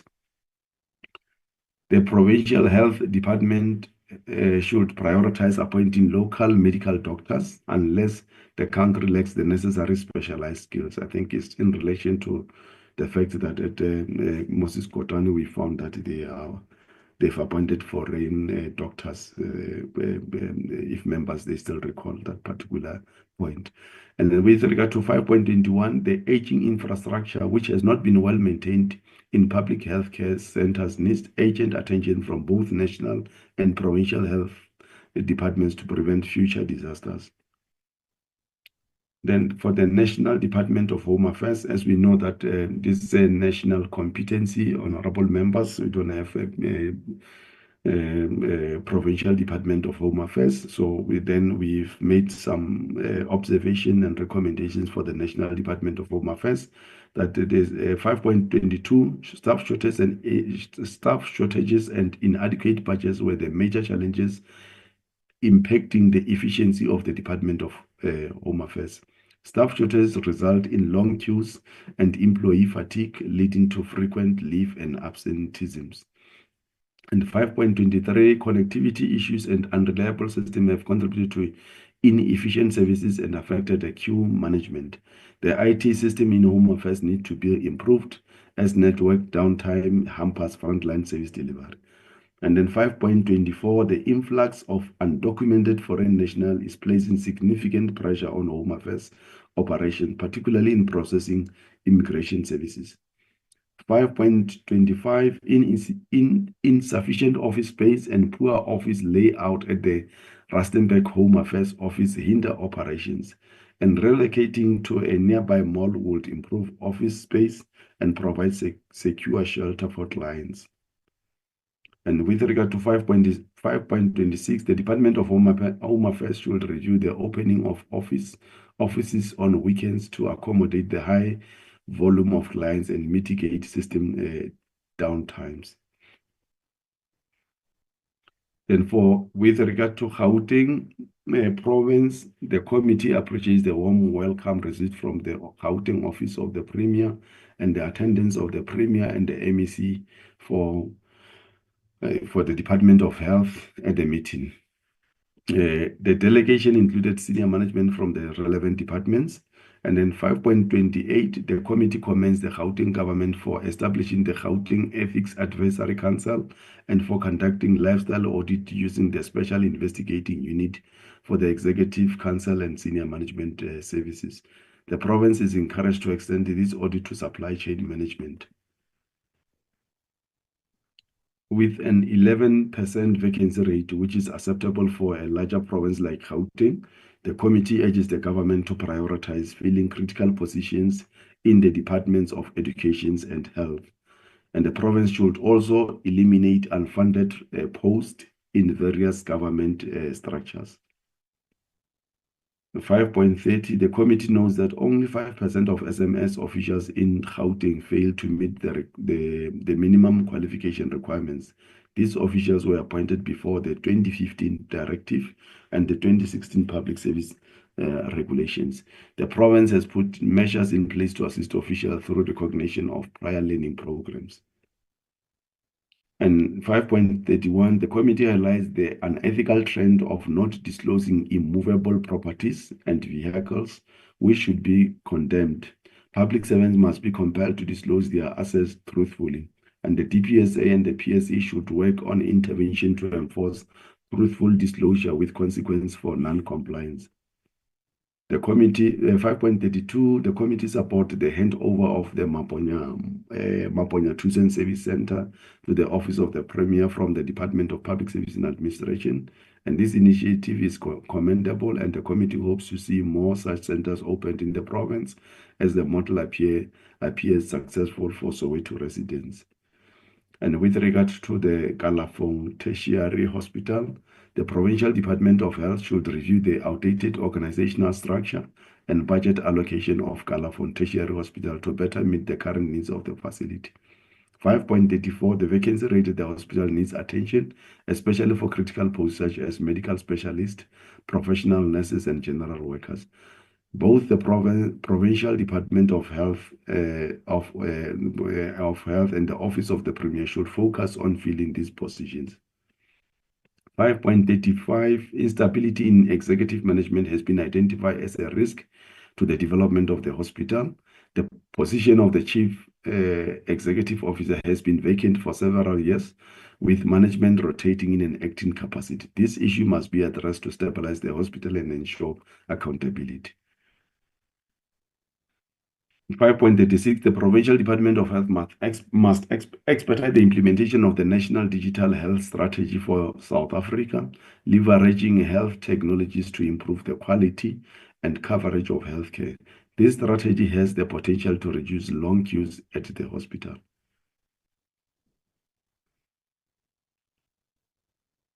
With regard to the recommendations, Honorable Chair and Honorable Members, the committee made the following recommendations for the Parliament. 6.1, Parliament through the National Council of the Province should assist the Northwest Province Office of the Premier with close-up report to expedite the closure of the implementation of Section 100 subsection 1 of the Constitution in the province, which impacts provincial administration. For the Department of Public Service and Administration, the recommendations are as follows. 6.2, the Department of the DPSA, National Treasury, and the Department of Communication and Digital Technology should continue engaging with the State Information Technology Agency, SITA, regarding the system downtimes, which continue to cause failures in providing services to clients. 6.3, the DPSA should review the precautionary suspension measure for non-criminal cases, considering the option of seconding official to another department rather than suspending them with full pay for prolonged periods. The DPSA, the 6.4, the DPSA should urgently assist Northwest Province with prolonged precautionary suspension, some exiting a year, like as I've indicated earlier on with regard to some of officials that have been suspended for over 500 and something days. So this recommendation is just to address that. The DPSA should deploy a team of experts in disciplinary cases to assist provinces struggling to resolve such cases within the reasonable time frame set by the Public Service Regulations of 2026, which is that 90 days. And then the 6.5, the DPSA should analyze the departments that have conducted lifestyle audits to determine whether the guideline on lifestyle audits are producing positive results. 6.6, the DPSA should consider revising the guideline on lifestyle audit and collaborate with Special Investigating Unit to address loopholes in the guidelines. And the ideal approach to conducting lifestyle audit should follow lesson learned from Gauteng and Northern Cape provinces, where the SIU was fully utilized instead of using internal staff. 6.7, the Department of Home Affairs should address the shortage of staff and inadequate budget, which hinder service delivery at many provincial centers. 6.8, the Department of Home Affairs should continue improving digital infrastructure in provincial centers, as unreliable connectivity is contributing to inefficient services, and the department should maintain ongoing discussion with the Minister of Communication and Digital Infrastructure and SIDA to improve network connections and ensure reliable and quality services.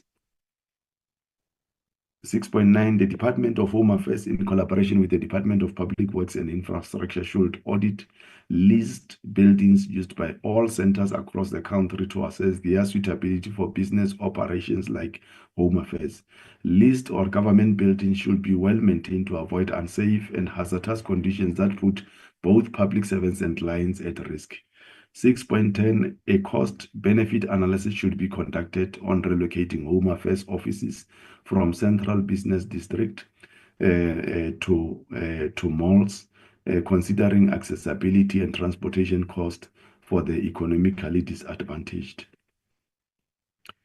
6.11, given the challenging economic outlook, the Department of Home Affairs should approach National Treasury for additional funding to extend services over weekends at selected centers.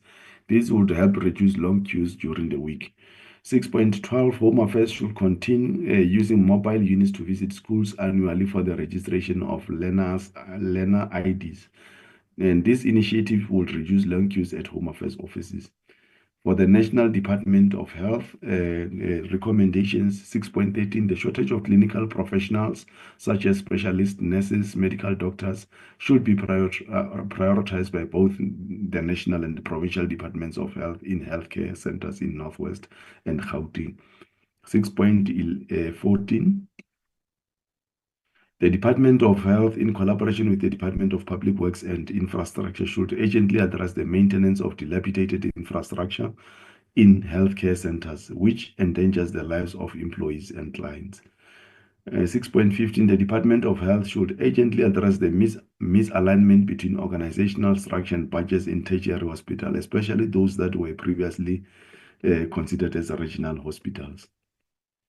6.16, the Department of Health should expedite the implementation of the National Digital Health Strategy for South Africa, which promotes e-health and has the potential to reduce long queues in healthcare centers. With regard to Northwest Province, the Office of the Premier, 6.17, the Office of the Premier should ensure that improved audit outcomes lead to better service delivery in the Northwest Province. The province must address the repeat findings identified by the Auditor General of South Africa to enhance good governance. 6.18, the Office of the Premier, in collaboration with the Provincial Department of Public Works and Infrastructure, should ensure the maintenance of government buildings to prevent costly repairs in the future. And maintenance should be prioritized at the Office of the Premier and the Provincial Legislature. 6.19, the Office of the Premier should benchmark with Gauteng and Northern Cape provinces to identify the best approach to conducting lifestyle audits, utilizing the Special Investigating Unit to address corruption and maladministration in the province.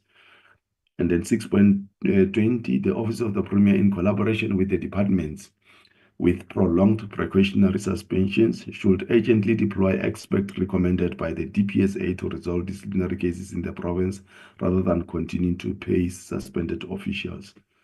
The Office of the 6.21, the Office of the Premier should ensure that provincial departments comply with the public service regulations and the national framework on professionalizations of the public sector by appointing qualified senior manager based on merit, qualification, skills, and experience. 6.22, the Office of the Premier should ensure that 50% of senior management positions are filled by women and people with disabilities. I think we must just state that 2% of people with disabilities. And progress on these appointments should be reported annually to the DPSA. 6.23, the Provincial Department of Health should prioritize filling vacancies at the executive management level at Mafikeng Tertiary Hospital to ensure stability. And the 6.24, the Provincial Department of Health, together with the National Department, should urgently address the misalignment of the organizational structure and the budget at hospitals, as these issues are affecting healthcare service delivery. And then with regard to Gauteng, the recommendation, the 6.25, the Office of the Premier should work with the Department of Public Service and Administration to strengthen the financial disclosure framework and addressing loopholes such as official not disclosing immovable properties and vehicles. The Office of the Premier should establish more Tuition Service Center in the province, as the Maponya Tuition Service Center appear to be an effective model for bringing national government services closer to the citizens.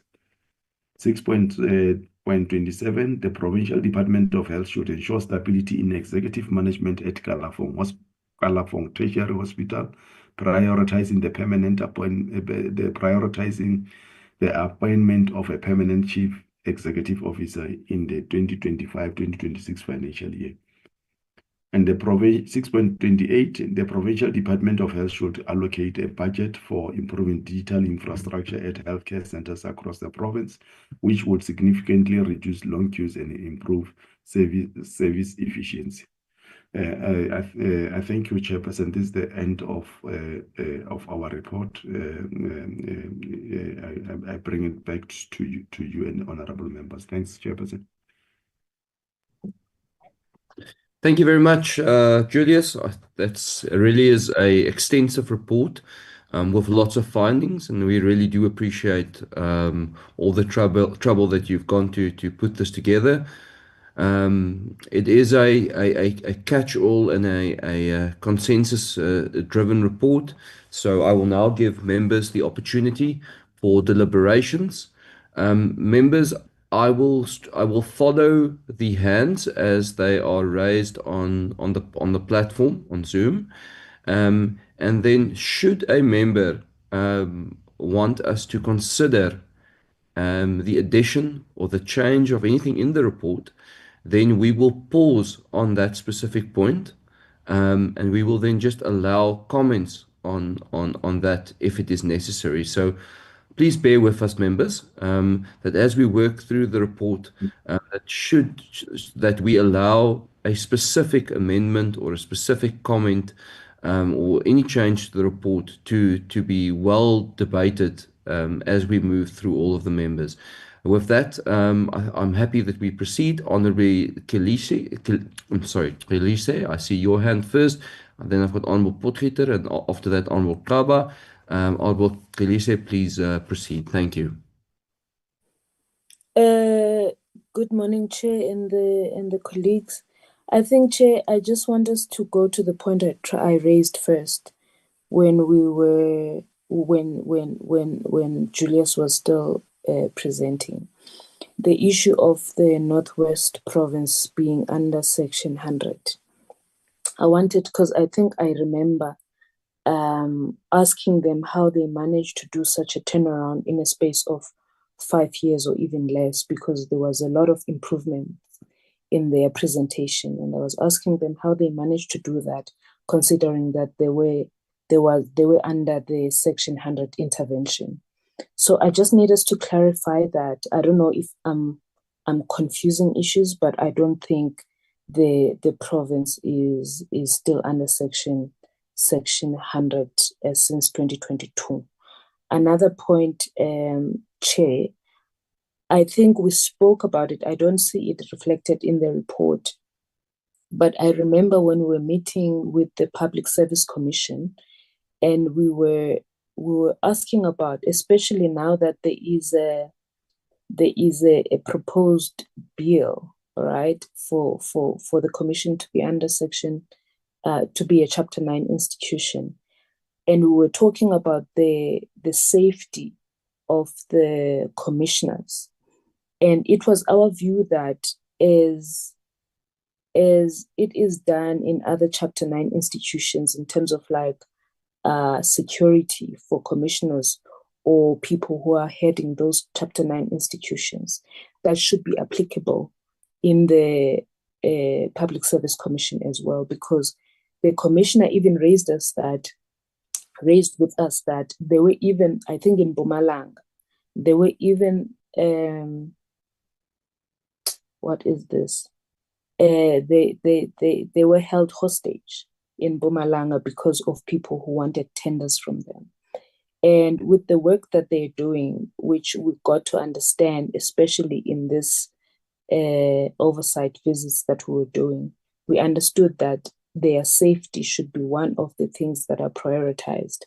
If maybe we even have instances where they are held hostage because people want certain things from them. Because obviously the nature of the work that they're doing, they're not going to be friends with a lot of people, and a lot of people are not going to like them.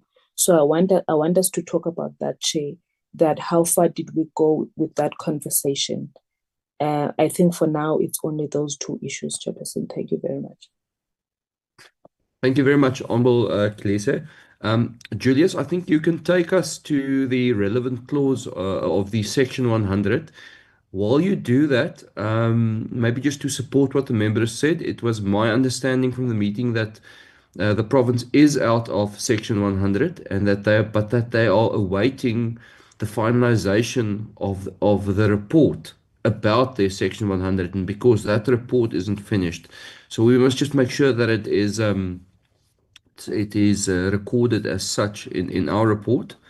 And I think it is a very important point that the member has raised.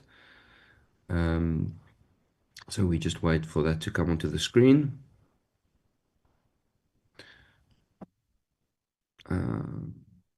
Okay, so it says he raised a key concern regarding the delays in finalizing the Section 100 intervention report by the Minister of Planning mounting in evaluation.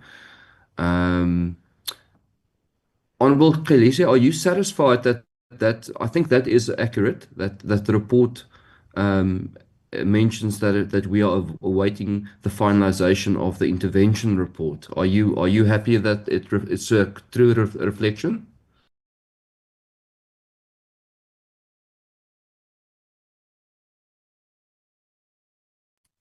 Honorable Kelise? Yes.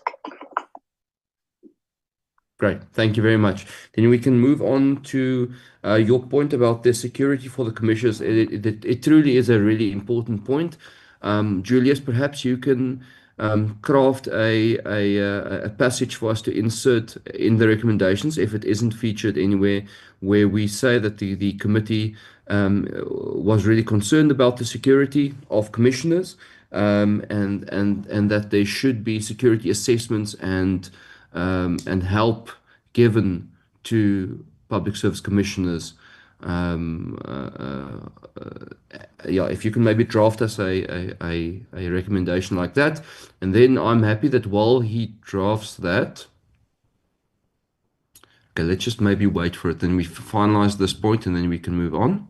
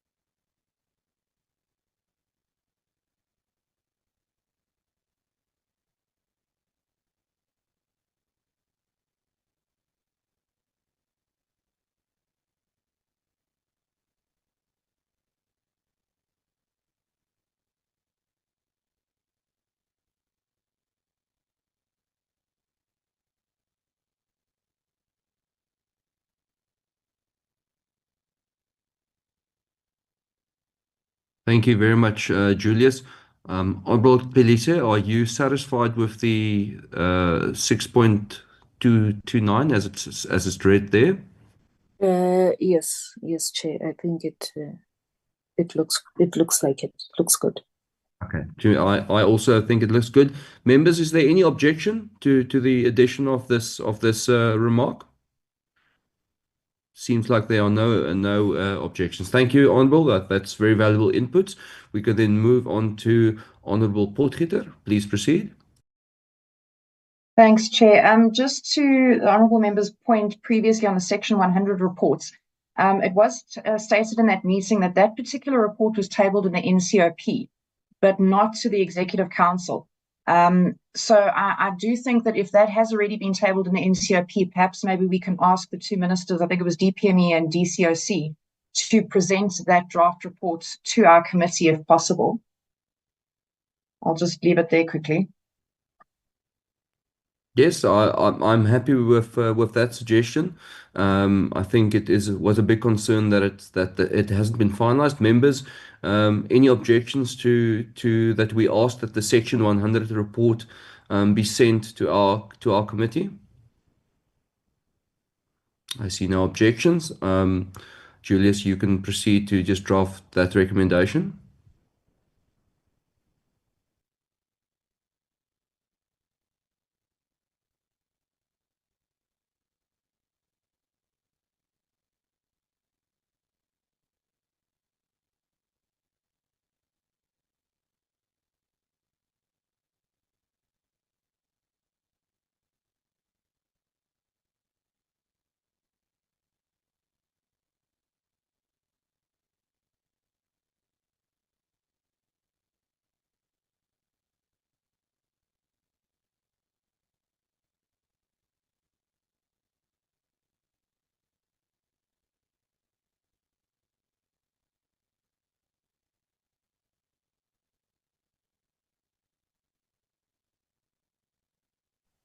Did they put a time frame, Chairperson, honorable members? Honorable Potgieter, would you like to put a time frame in? It's already been presented to the NCOP. So, whether or not they finalize it, at least it gives us an opportunity to see what they've done already. And then we can question, the timeframes on the sort of finalization of it in totality. Okay. I think it then reads, if I understand the memo correctly, it reads right. We just simply ask for the report. It does exist. It is in the NCOP, and they must please send this to us for consideration. Okay. Okay. Honorable. Then, Chair. Yeah, please Sorry, proceed. I continue. Thanks. Chair, I'm just a bit concerned that the PSC's recommendations don't come across very strongly in the report. With the Northwest, they mentioned the extensive corruption in the health department, totaling almost R1 billion. I think it was 976 million rand in corruption. They confirmed that they had low UIFW, but exceptionally high fraud and corruption. That doesn't seem to come through in the report itself. Perhaps maybe we can add it. And also that only 38% of the PSC's recommendations were ever implemented, which for me is quite indicative of a province that's, I suppose, maybe trying to succeed, but how are they going to succeed if they don't take the PSC seriously? So it almost seems like it's washed over a little bit. Then with regards to the health department, I think the biggest concern there were the increased maternal complications and neonatal deaths. Outside of the one hospital that we visited, it seems to be on the increase within hospitals. Then there were a number of commitments made by the Premier's office and the other officials there. One of them was, reports on the more technical responses to our questions. The other one was a detailed report on precautionary suspensions, where their figures, contradict DPSA figures. Then it was a supplementary report on payments within 30 days, and another report on the dismissals with regards to their disciplinaries. And then on another report on the 294 misconduct cases that they couldn't expand on. So I don't see those, in the report, and considering it's over a month later, we haven't received them. I do think it's important that we mention those. I'm happy to send this to Julius if I'm speaking too quickly, but just slow me down if you need to. Then there was a statement that Human Settlements was battling to get access to the e-system, and that they would provide a report to us on that particular issue. And the PSC commissioner also said he would do a report of the full statistics from 2014 to 2018 within the Northwest Province. And now I can't read my handwriting.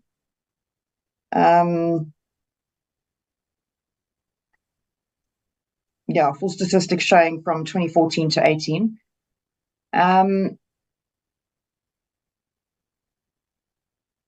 Okay, and then I think Julius did capture correctly the audit outcomes not being the reality in terms of service delivery, so I'm quite happy with those points. I think that's it on the Northwest Province, Chair. I don't know if you'd like me to just take a pause there or if I can continue. I think the best way to proceed is that you actually send this to Julius quickly. I don't know if you can type it out and send it to him, because they are all just observations which I think are accurate, and we can add and consider at the end. Do you have any other points you want to raise? I do. I just wanted to, with the regards to the Gauteng province, we seem to be sort of, piling on the Gauteng province is doing so well in terms of financial disclosures, but I don't think so. I mean, it was quite evident that there is very low disclosure rates with their non-SMS. And I think it's commendable that they're increasing it to the supply chain part of it, but the Gauteng province is in a mess. And, for us to have an oversight report that kind of says that they're doing very well in terms of financial disclosures, I don't agree with that to the extent that it's iterated in the report, but maybe others will disagree with me. Then we'll just go to that one. There were also a number of high vacancy rates. We put the vacancy rates at 11%, which is technically very good. But in the meeting itself, the exceptionally high vacancy rates, which were in roads at 32%, human settlements at 25%, etc., and it's in that report that they gave us, are where the excessive vacancies sit. And those are all service delivery departments, which is essentially why service delivery is such a problem. I know we've highlighted education and health, but they're actually not as bad as their main service delivery departments. Then they did advise that they will supply us with a disciplinary and precautionary transfer report, and a full report on precautionary transfers, as well as a full brief on the ethics investigations and resolutions, and a report on the ghost employees who were working abroad. We didn't get any of those either, Chair, but they're not mentioned in the report itself. Then just to go back to the site visits that we had, and I'll send all of this in writing quickly while you're taking the other questions so that you've got them. I don't know if it's completely, we are the Department of Public Service, and it doesn't seem to come across quite clear with Home Affairs Rustenburg, with the amount of ailments and staff members who are staying off for 3 months or more. It seems that there is definite PTSD there, and there's a serious issue with the mental health of employees within Rustenburg. I don't think that's resolved by increasing, budget and staff. That wasn't their primary issue. It's their safety, the infrastructure, and the failing systems. And whether you increase staff or give them more money, they're still going to be working on systems that are breaking down all the time in buildings that don't function properly. So I think that can be just stressed a little bit better. I see we don't mention, maybe I missed it, if Julius can confirm, the new premises at the mall with regards to them moving at the end of 2025. I didn't see that mentioned. Then I think that was it on those points. I know the PSC said that they were going to follow up in with regards to departments who have stated irrecoverable funds, and that was mostly in Gauteng, because they didn't know how they were actually declaring funds irrecoverable. I think we did have that presentation on the graph, but they did say that they were going to do a follow-up, and I think maybe if we can put a recommendation that reads something along the lines of, the PSC, comes back to us after following up with the departments in Gauteng Province on irrecoverable funds. I'm sure Julius has got better wording for that. And they were also going to look into financial penalties for non-compliance with financial disclosures. And I do think that's quite important considering the high level of non-disclosure below senior management level. And then just on the points, Julius, if you can go to 6.2, please.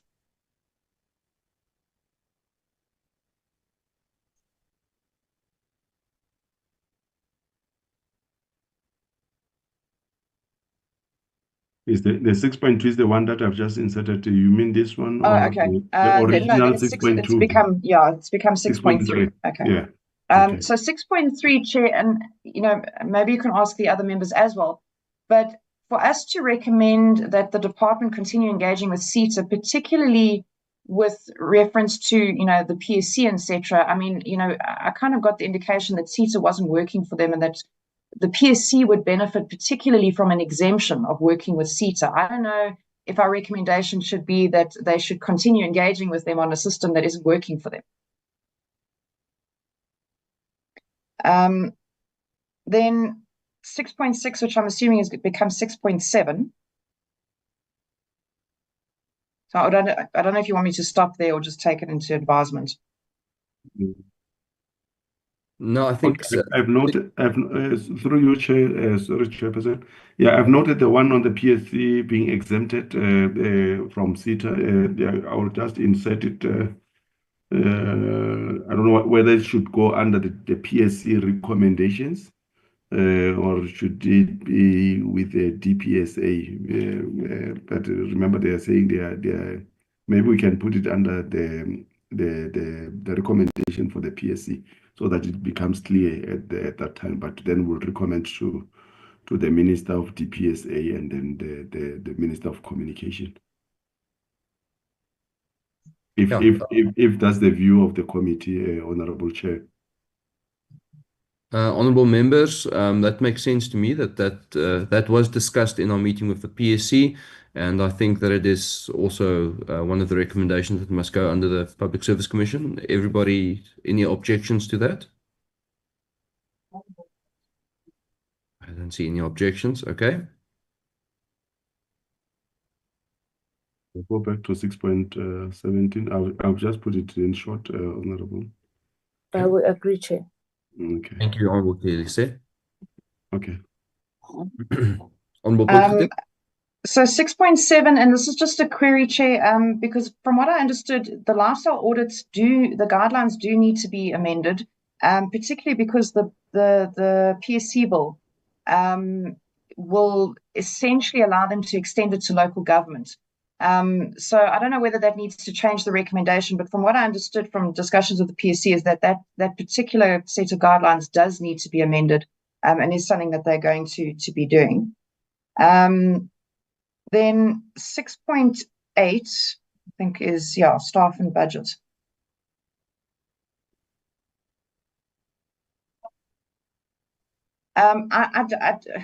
Maybe this is a discussion point. I don't know if I agree that the staff and budgets are what are hindering service delivery at Home Affairs.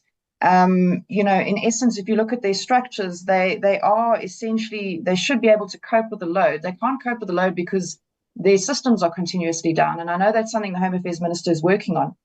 But I don't know if our recommendation should be to increase, the sort of, public wage bill and budget for that. I don't know if that's the recommendation that we want to come across with, as opposed to fixing the infrastructure that they are, working in and working on.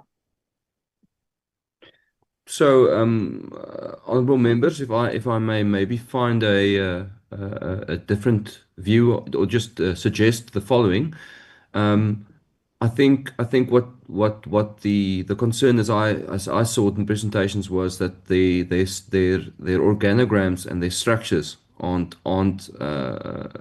correct.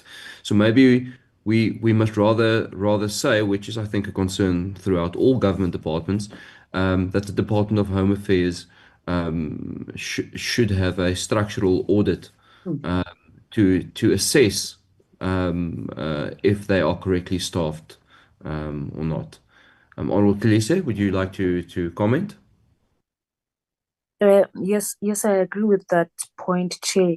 Now that we are on the issue of Home Affairs, can I raise an issue that is related to that? Because I remember us talking about the issue of having a meeting with the department, or Yes. maybe with Yes. the representative of Home Affairs, because then a concern arose of how they are moving into malls. I don't know if we remember that conversation in our meetings, that we even said maybe both of them, Public Works and Home Affairs, we can meet with them and even finance, so that they can tell us if there's money for these movements to the malls, and if it makes financial sense to be renting instead of using the buildings that we have. Thank you very much, Chair.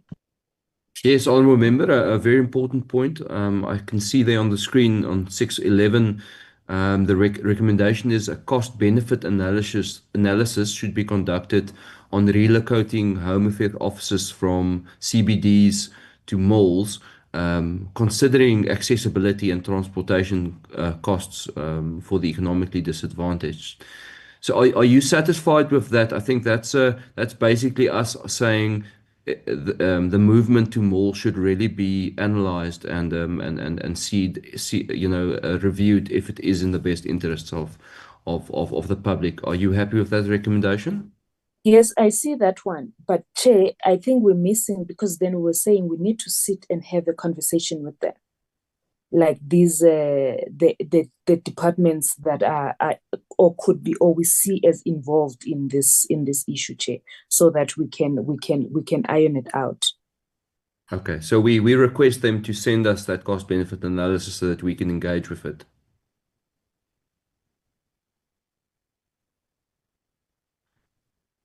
Chair, if I can add to that. Yes, Honorable Potgieter, you can add. Yeah, that was my next point. I would like to, I don't disagree at all, but I'd like to see a cost analysis of them owning the buildings along with the maintenance budget versus rentals, because we cannot see the two side by side. It's all good and well to say that, the cost benefit is better. But I think it would be beneficial to know, it's going to cost them R1 million a year, plus they'll need 500,000 Rand every year for maintenance, against the backdrop of what it's going to cost to rent in a mall and what maintenance costs would be covered under that rental agreement. That would enable us to be able to see whether or not it's a feasible idea. So I think in essence a cost benefit analysis should logically cover that, because it's weighing up the two costs, the two expenses of being in the different sort of properties against the benefit. But I have no problem if that's stated more explicitly in the paragraph. Members, please feel free to add if you need to.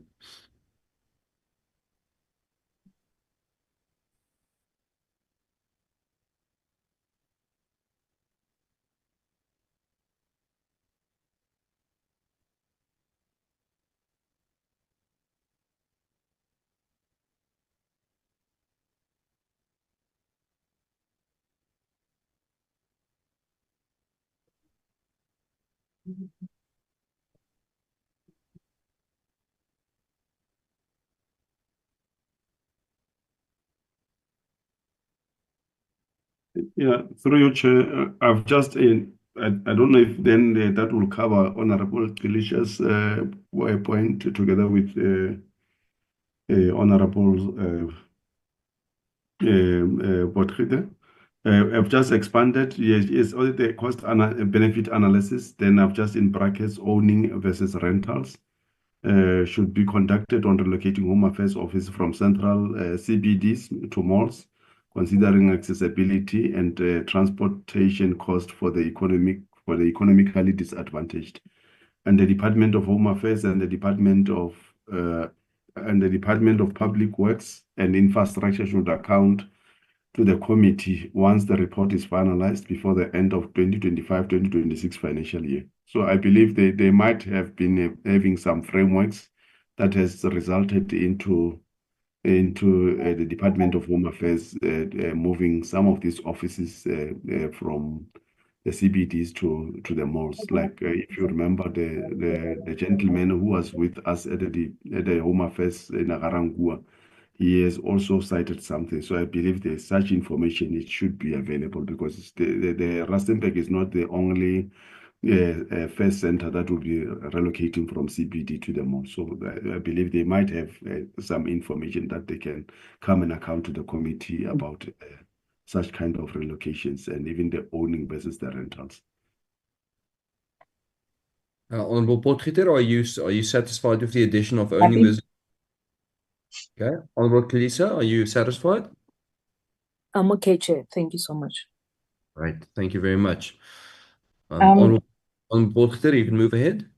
Thanks, Chair. Then 6 points, I think it's going to become 17 now. I just wanted to double check that one.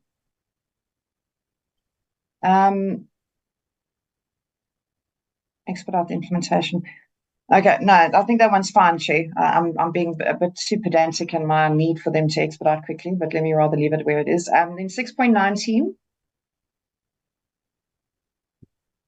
The only thing that concerns me here is that there is a centralized budget, and I think a number of the hospitals, etc., mentioned it, and that was their problem. It was on a first come, first serve basis. They had money at province, and once the money was gone, it was gone. There didn't appear to be a sort of plan on how that budget was distributed. So I don't think the issue is the budgeting or the maintenance being prioritized at the Office of the Premier, because from what I understood, it already is. Yeah.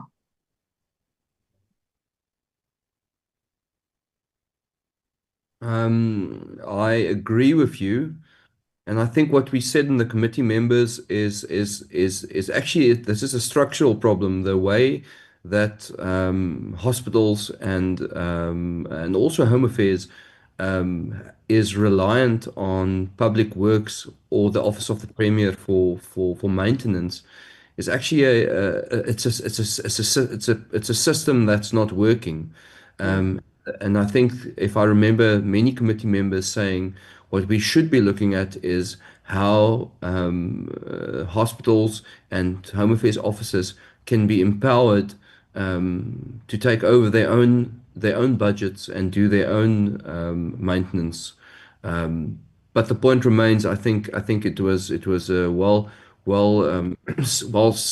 documented in the committee that members felt that maintenance of these buildings is a real problem, and that the way that it is being done at the moment is certainly not ideal, and that the system should be relooked.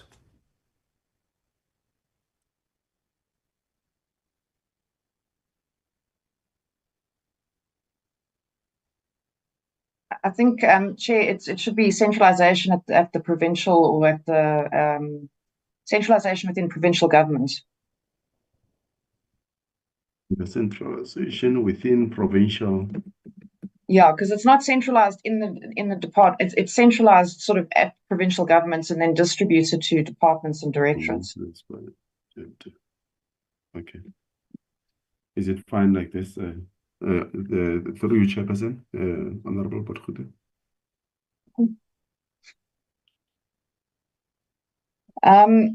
Then just on 6.20, Chair, I don't know if it would be worthwhile for the Office of the Premier. I know it says benchmarking with Gauteng and Northern Cape, but I think it should be Northwest. I'm not sure about Northern Cape there. But not also in collaboration with the PSC?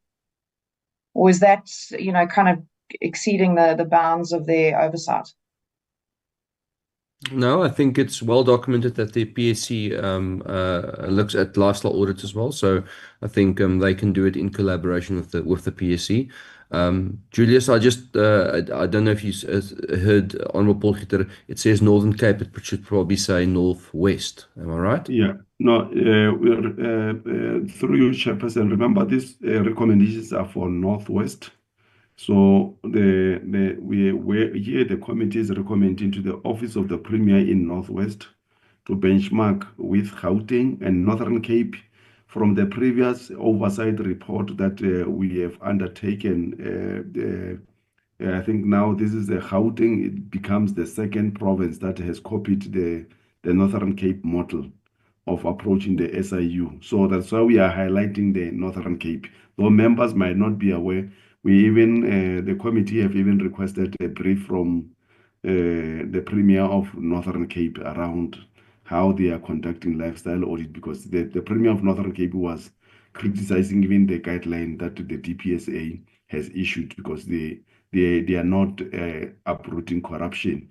They were like soft guidelines. So that's why the approach to SIU is just to say, if the province is committed to uproot corruption within its administration, maybe they need to relook at this model, because to be honest, those guidelines on the lifestyle audit, they are just for compliance, but they are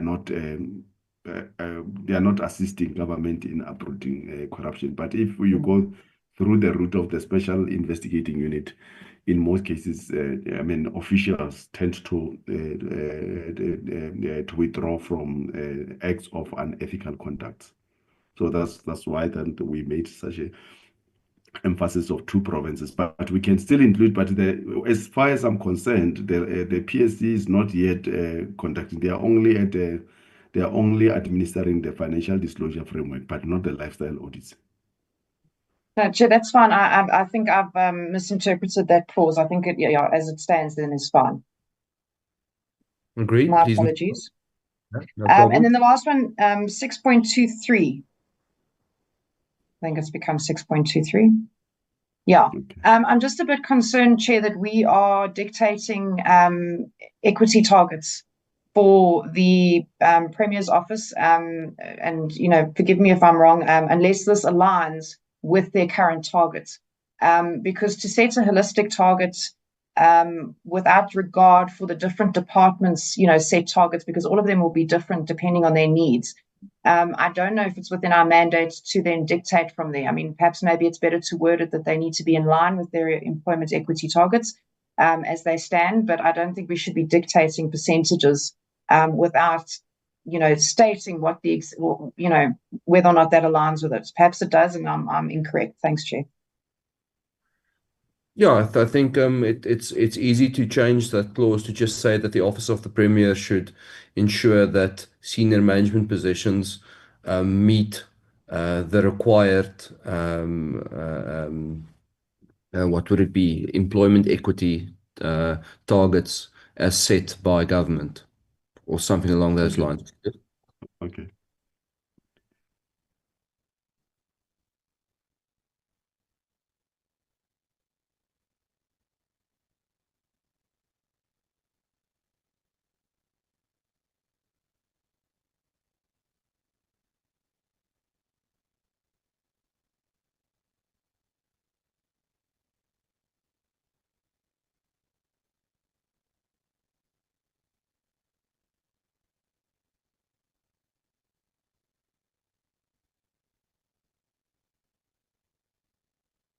I think I'll leave it as it is, Chair.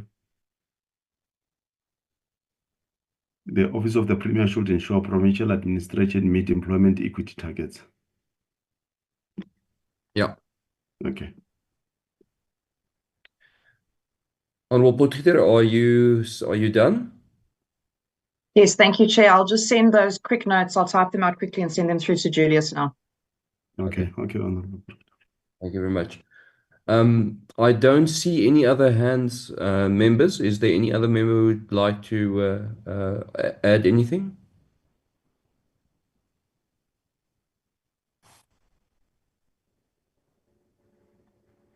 Okay, doesn't seem that way. That means we are done with our consideration of the Honorable Longa. Honorable Longa, I see your hand. You can please proceed. No, thank you very much, Chair. And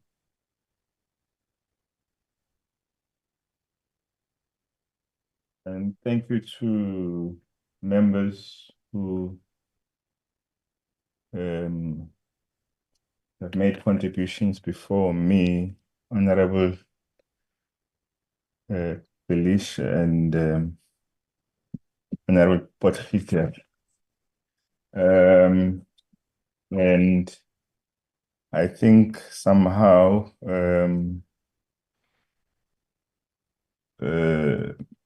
I've been covered. However, I think there is a few. I'm sorry, it's just that the points are across my diary here.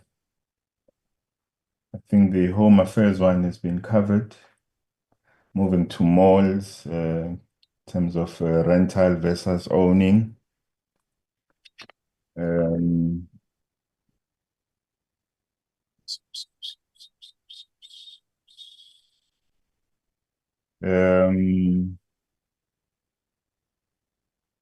I think on the concern in Mafikeng, on the concern on disciplinary hearings, I think the total was about 294 and only 77 done, outstanding of 217. I think I saw that covered on, I think there is a point that covered that. Maybe just to confirm, Babu Julius. Yeah, I'm just taking you there, Honorable Langa. Yeah, we have covered that on the first, I think the first table where we have indicated how many. Yeah, here. Okay. Then I think there was one again on, which was of a great concern.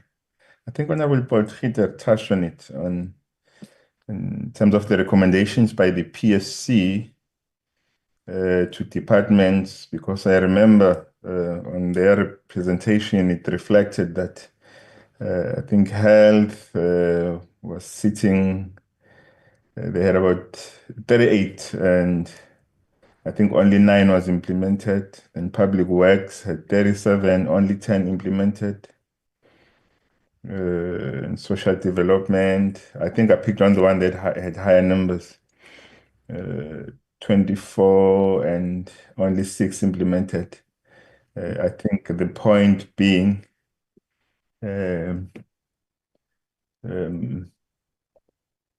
what the concern being, why are they not complying when there's been recommendations?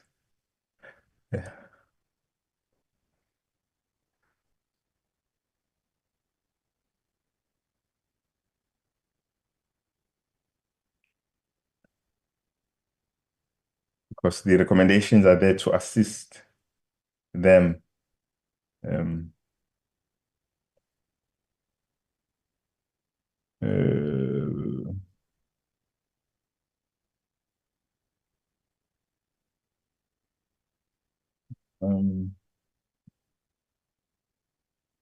I think then there was on, I think it was Moses Kotane Hospital. I think there was a concern around on the vacancies there. I think uh, 8 out of 801 vacancies, only 680 was filled, and there was 120 vacancies, and there was a concern on why are they not filled, and we wanted timelines when they are going to be filled. And we also questioned if there's a plan in place for fast track placement. The Honorable Langa. Honorable Langa, Yes. let's give Julius an opportunity to just insert that recommendation at the hospital. Thank you.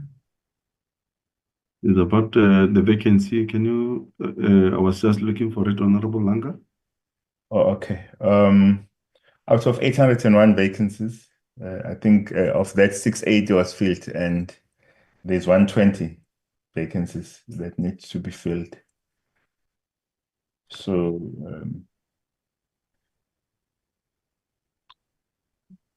there was concern around the timelines, wanted the timelines, and if there's a plan in place to fast track those placements. Honorable Langa, if you don't mind me adding, perhaps we can add to that the same comment we did for Home Affairs about a structural audit, and that the staffing components of the hospital needs to be urgently revisited. Okay, cool with that.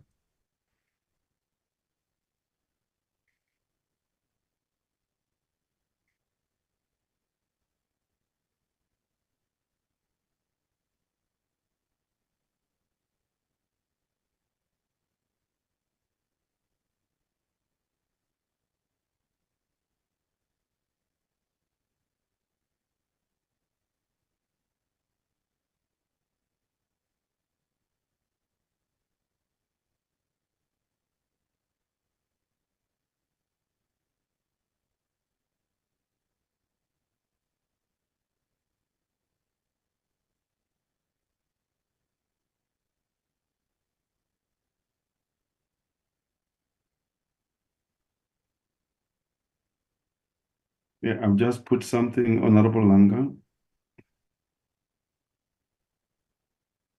Yeah, I think I see it's Mr. Julius. I think something should speak to timelines there and fast tracking. I don't know as well.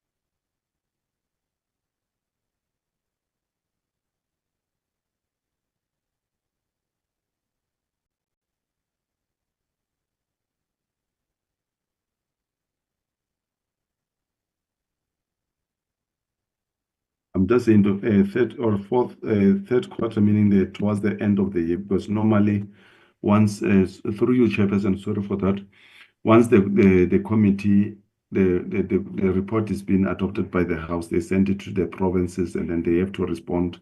And then this committee can still call the relevant premier and together with the department and request such kind of information. If then it's been reflected as a recommendation, then they can give us a progress with regard to the filling of such vacancies. Okay. Honorable Langa? No, I'm good, Chair. I'm good with that one. Happy. Thanks, Chair.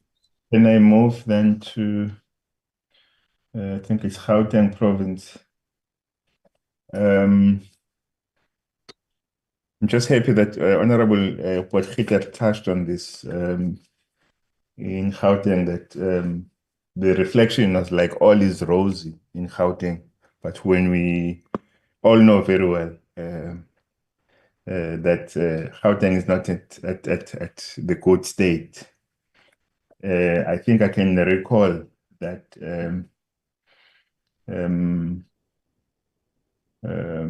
social development and sports, arts and culture did not submit their annual progress reports for 2022-2023. And I can't remember us getting a response on that and on what will be the next steps that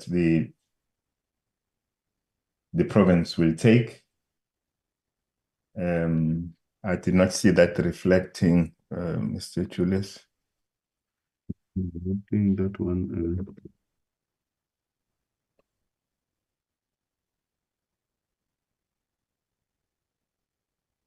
It came across as if their financial disclosures, they are all in good order. However, they are not reflecting the true state of Gauteng.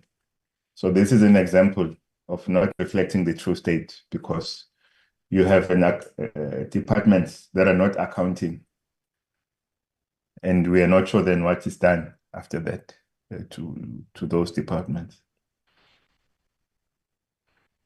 I hope I'm making sense. Yeah. Well, which financial year, Honorable Langa, if you still have that? 2022-23. 2022/23. Okay. Yeah.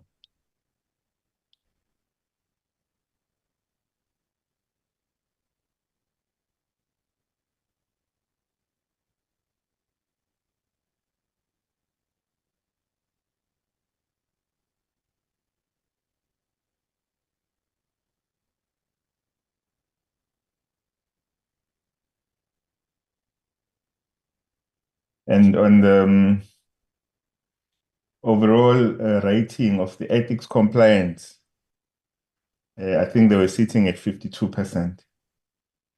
And 52% was not a good reflection at all. And then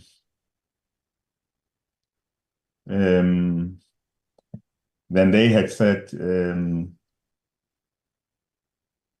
I think they said there was a transversal implementation plan to be developed to support departments at basic level of compliance and non-compliance. But I don't remember us getting timeframes around that as well.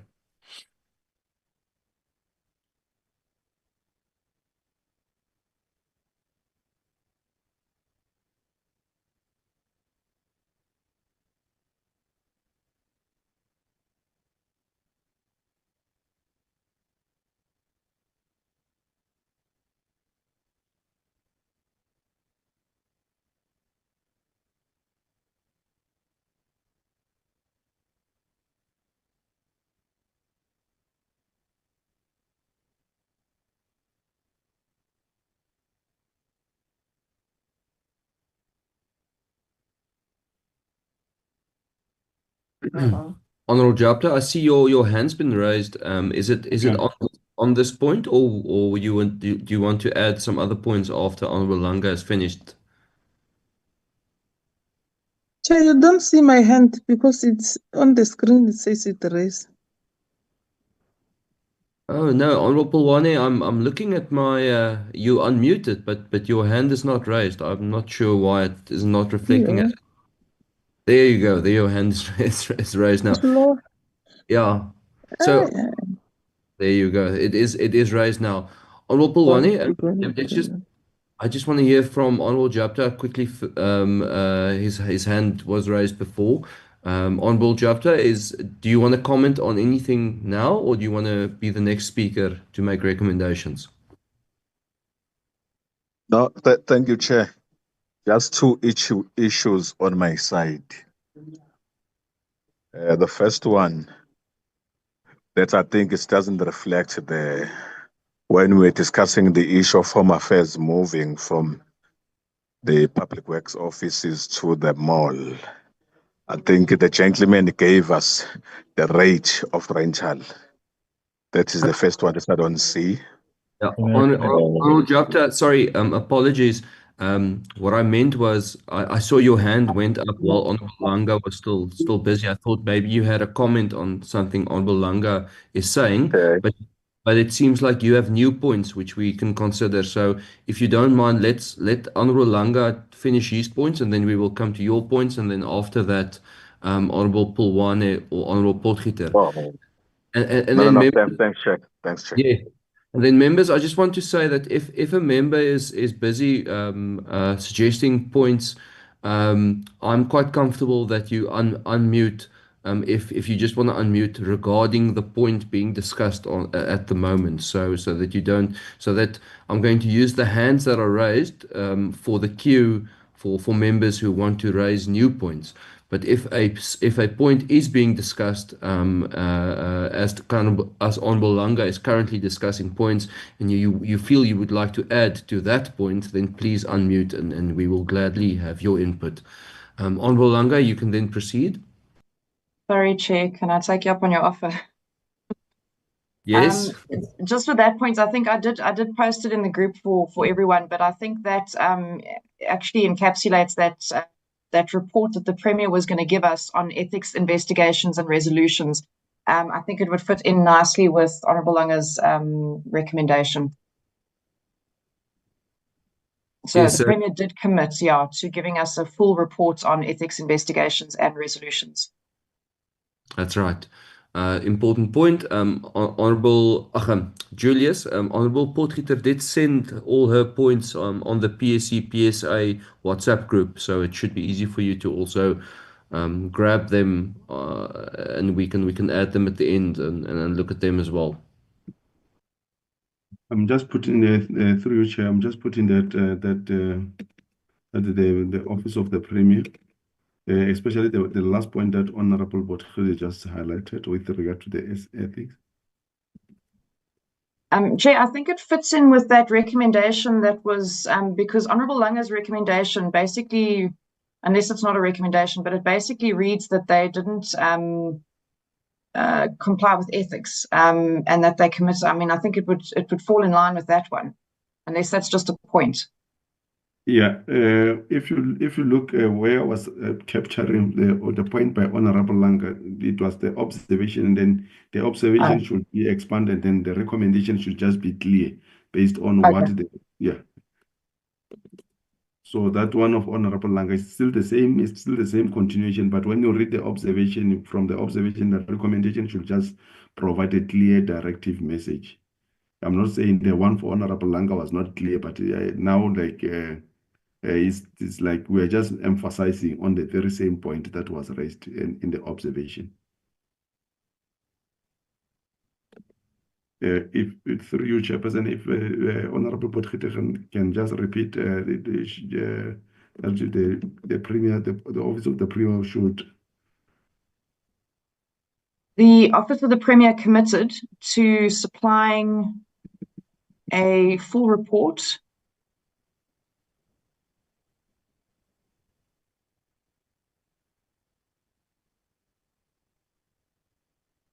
on ethics investigations and resolutions.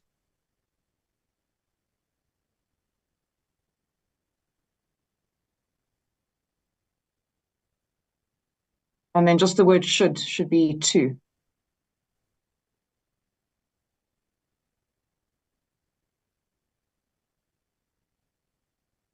No, committed is fine.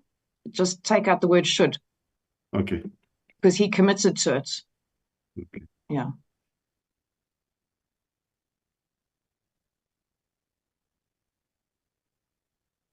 Is it fine? Okay. Because you, through you, Chairperson, because Honorable Potgieter was adding from what Honorable Langa was emphasizing. I'm going back to Honorable Langa's point. If then just to look at whether it's well captured there.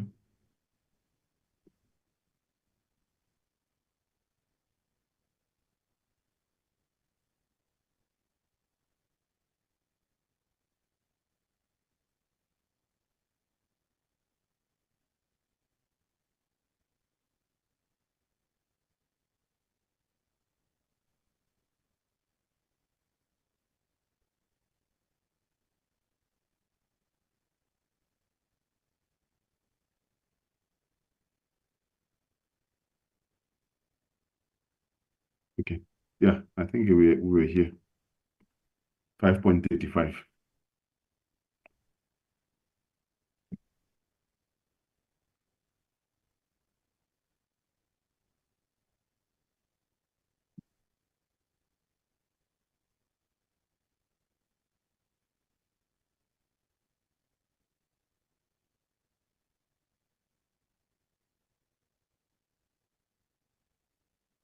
Chairperson? Yes, members, are you happy with that?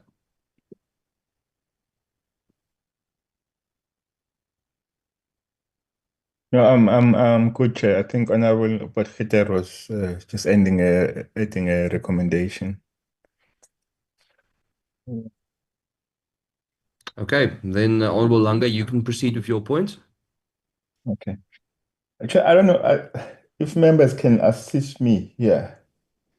There was a point on rapid land release program. I can't remember the details around it. But there was something on rapid land release program in Gauteng. Yeah, Honorable Langa, I think it was the when the PSC dealt with their recommendations, they highlighted that there are 2 pieces of properties which had to have had schools built and which have been standing empty for years, and it still doesn't have schools built on them. And then members spoke about the rapid school build program of the Western Cape, which could maybe be benchmarked for Gauteng to look at to start building those essential schools. Does that ring a bell? Yeah. No, thanks, Chair. No, I'm good then on that one. And then there was one as well, Chair, on the verification of employees, where they said they had a big number, but they are working on it. I think what's important here is timelines,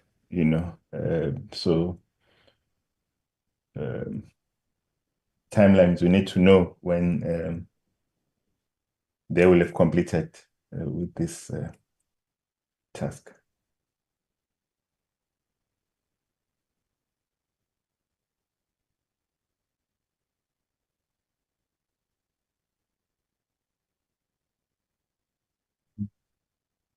Would the suggestion be that they then that they communicate and set target timelines and stick to them? That's correct. Is it for Gauteng, Honorable? Gauteng. Yeah, okay.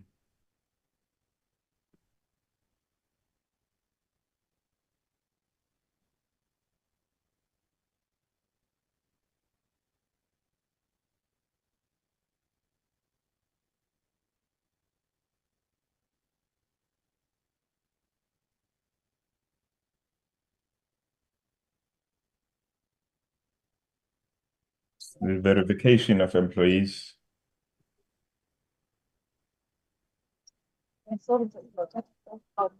Is it the verification or the vacancy rate? The verification, Julius. I think the verification be it spoke to even sorry? Yes, yes.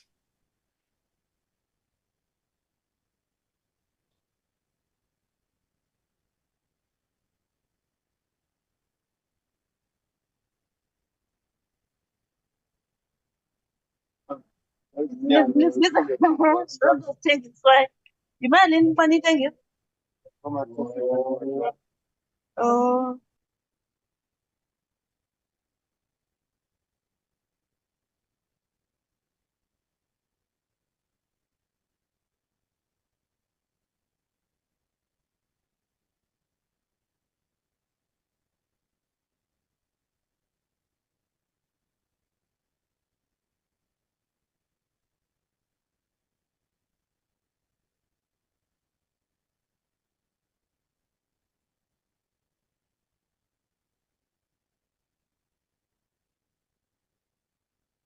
Let's check your grammar then. Yeah. Yeah. Well spotted. Um,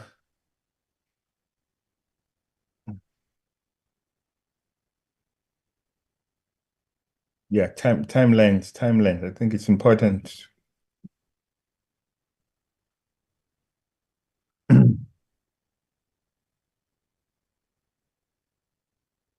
And we stick to the third quarter if third quarter, meaning towards the end of December, then we can maybe we can get if through you, Chairperson, like we did with the other recommendation. Sounds reasonable. Honorable Langa, are you in? Yes, Chair. Thanks, Julius.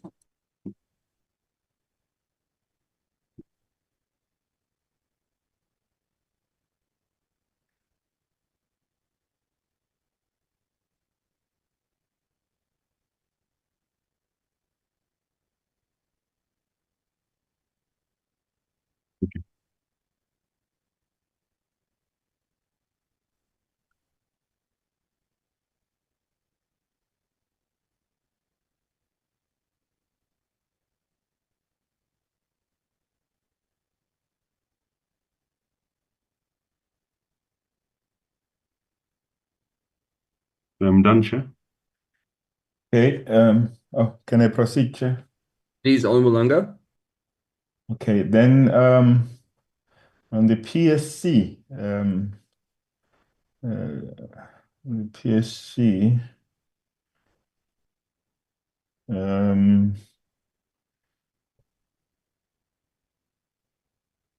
I think the PSC was to provide us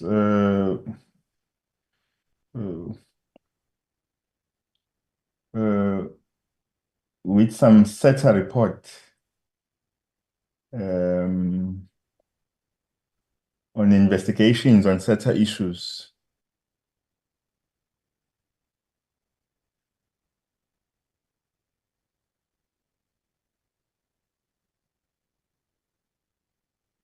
If you recall, most departments are complaining around SETA. CETA. I think it's CETA. CETA, yes. Yes. SETA, yes. That's the one that I'm just expanding a bit. Okay. Yeah, that the PSC, the public should be exempted from State Information Technology Agency like any other Chapter 9 institutions. If you still recall what the chairperson of the commission has said, that the other Chapter 9 institutions like the public protector, they procure their information, ICT information without going through SETA. Mm. Mm.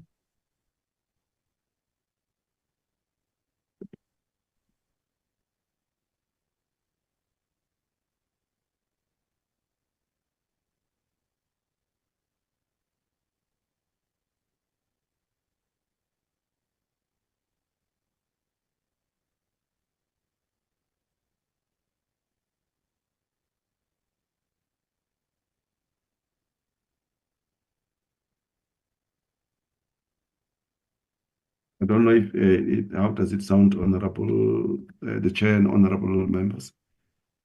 Person should be exempted from the statement from intermediate again to allow it to procure its information communication to do. That sounds right to me. I'm happy.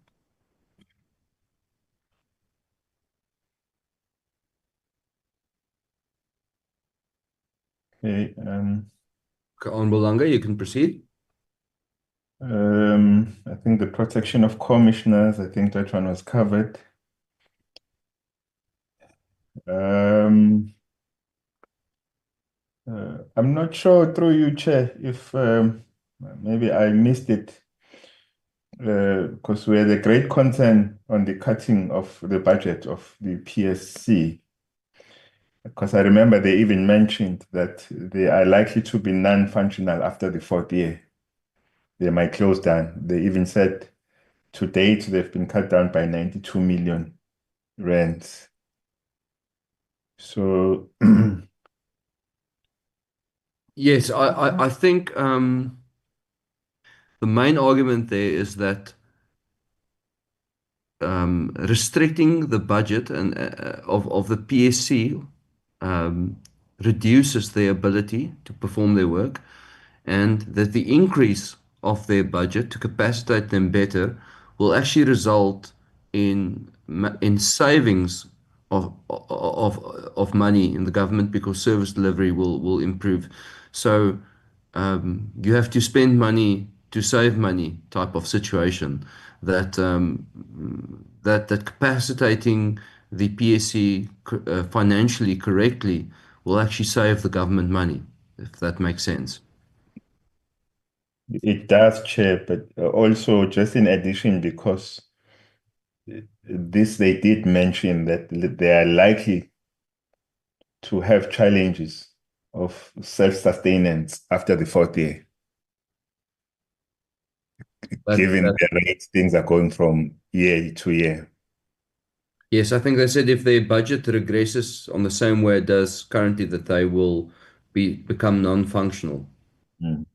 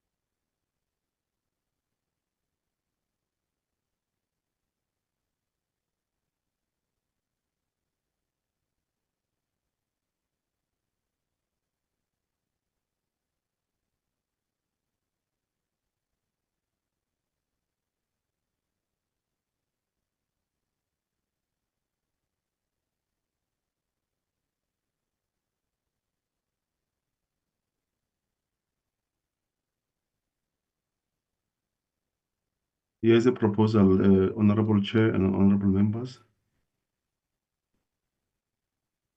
Just reading it.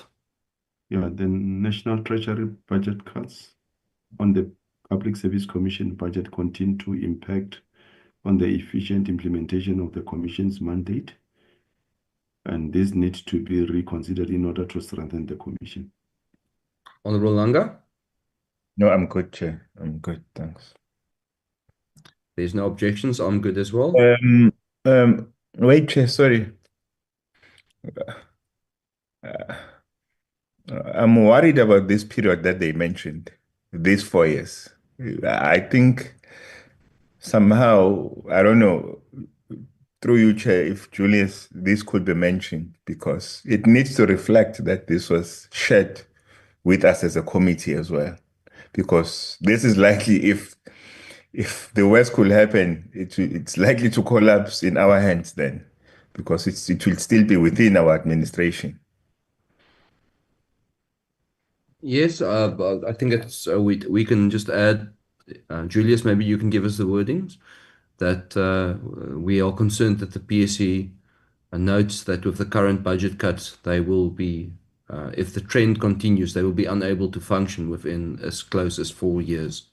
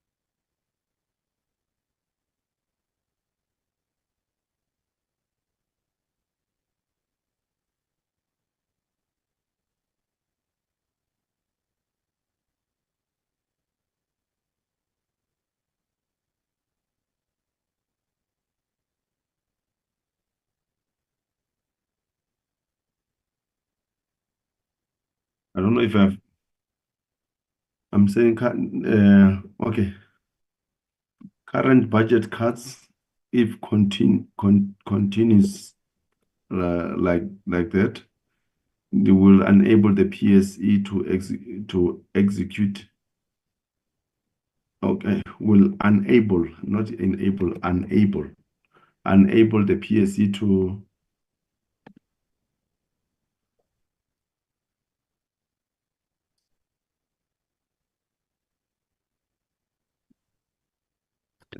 Maybe say hinder or restrict the PSC from executing its mandate fully. okay, restrict the PSE to execute its mandate fully and utilize its budget for only for compensation of employee. Or I can just the end from here, Chair. Yeah, maybe take out the last part, and I think we can just add the point Honorable Langa said about 4 years, because I do recall that they said that so you're saying it will restrict the PC to execute its mandate fully, and then you can just at the end say within as close as the next 4 years would be my suggestion. Within as close a time as the next 4 years. Honorable Langa, are you satisfied with that? No, I'm good. I see Julius didn't want to put my 4 years there. No, sorry, Honorable Langa. Is it reading well? Does it make sense? Makes sense to me, Honorable Langa? Yes. Okay, Honorable Langa. Hey, the last one, can we go back to please go back to it's Northwest Legislature, Northwest Province. I think it's just at the beginning of the province, yeah. Report, yeah. It's where you spoke on welcoming. I think it's 5.1, 5.1. Okay. I think you know where I'm going, Julius. The committee appreciates the warm welcome received from Northwest Office of the Premier, along with the attendance of the Premier and the MEC for health at the meeting. The delegation included senior management from the relevant departments. I think I misread it. I thought you were saying we received a warm welcome from the MEC because he came late. That guy came late there. So, but now me rereading it, I think it makes more sense now. Okay. Yeah. But maybe, Chair, on my conclusion, it's just to appreciate all the hard work that has been done by Julius and the supporting staff gathering this report, because there was so much I had, and somehow it was reflecting even prior to my additions. So that says the report is actually reflecting the oversight of what we encountered at the oversight. Having said that, yeah, I'd like to pause there for now. Thank you very much. Thank you, Honorable Langa. I can't agree with you more. 100% agree. Honorable Pulwane, please proceed. Thanks very much. My challenge is to bond before technology. I raise my hand before Honorable Langa, but no problem, Chair. Some of the issues, or almost all of them, I'm covered. The issue of CEDA, because it was a serious issue in all the both provinces, and also the cutting of budget of the PSC. But even though, Chair, I want to continue to join my colleague by welcoming the oversight report from both provinces, Northwest and Gauteng. And I want to congratulate Northwest for the improvement of audit outcome, especially the Department of Sports and Recreation, Department of Agriculture, and the Provincial Department to receive the clean audit outcome. But Chair, I want to say the PSC continue to do the good work by doing the financial disclosure of senior managers. Because all of us, we are aware, if we are saying there is a corruption, it started there. But if there is a financial disclosure, it assists very much because it can assist in the service delivery. Chair, the other one is the report from PSC at Gauteng. If I'm still remember, it says there is a gap between the Premier's office and the PSC. I think on this one, we must make sure that we assist the PSC in monitoring the progress by demanding the progress report so that we can check if this the PSC and the Premier's office, they work together. Chair, I don't have anything except the one that I said, and also to welcome the report and the good work by the relaying our officials. Thanks very much, Chair. I'm covered most of the things. Thank you, Honorable Pulwane. Julius, if we can just add that last point that Honorable Pulwane has added. Yeah, I wanted to ask through you, Chairperson, just for Honorable Pulwane. I've missed on that last point, of which we need to insert it, the follow-up to of the PSC and the Office of the Premier in Gauteng. Yes, on this one, Chair, I'm saying, if I'm still remember, it says there is a gap. Let's check the minute. There is a gap between the PSC and the Premier's office in Gauteng. If you can check, I see it. I forgot the page, but it's there.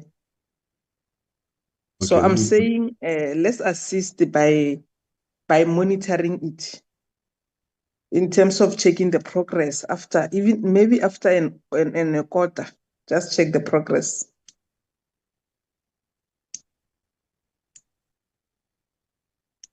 So perhaps we can just add then to say that the committee resolves to check the progress after a semester. Okay.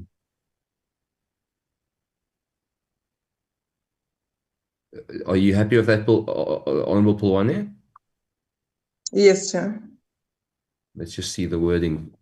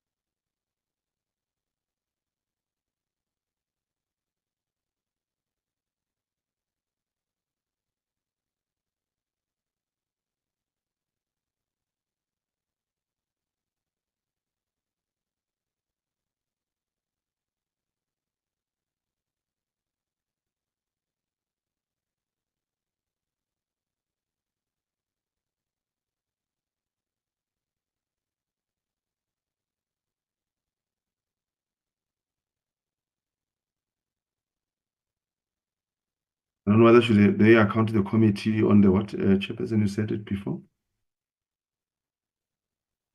If the wording is okay.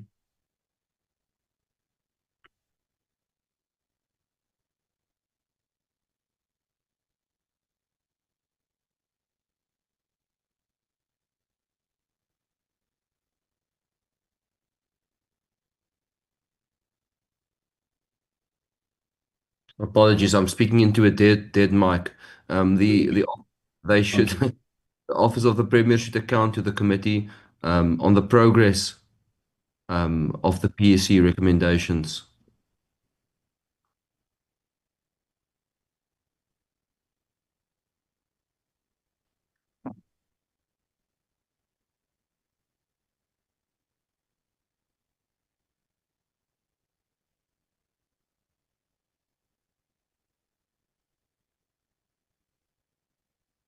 Okay.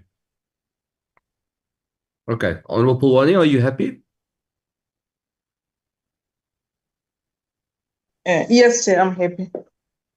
Great, thank you very much. Honorable members, it seems that there are no more hands.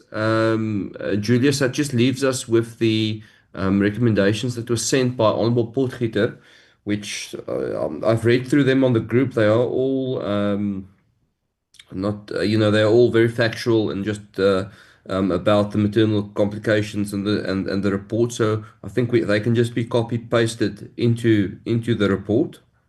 Mhm.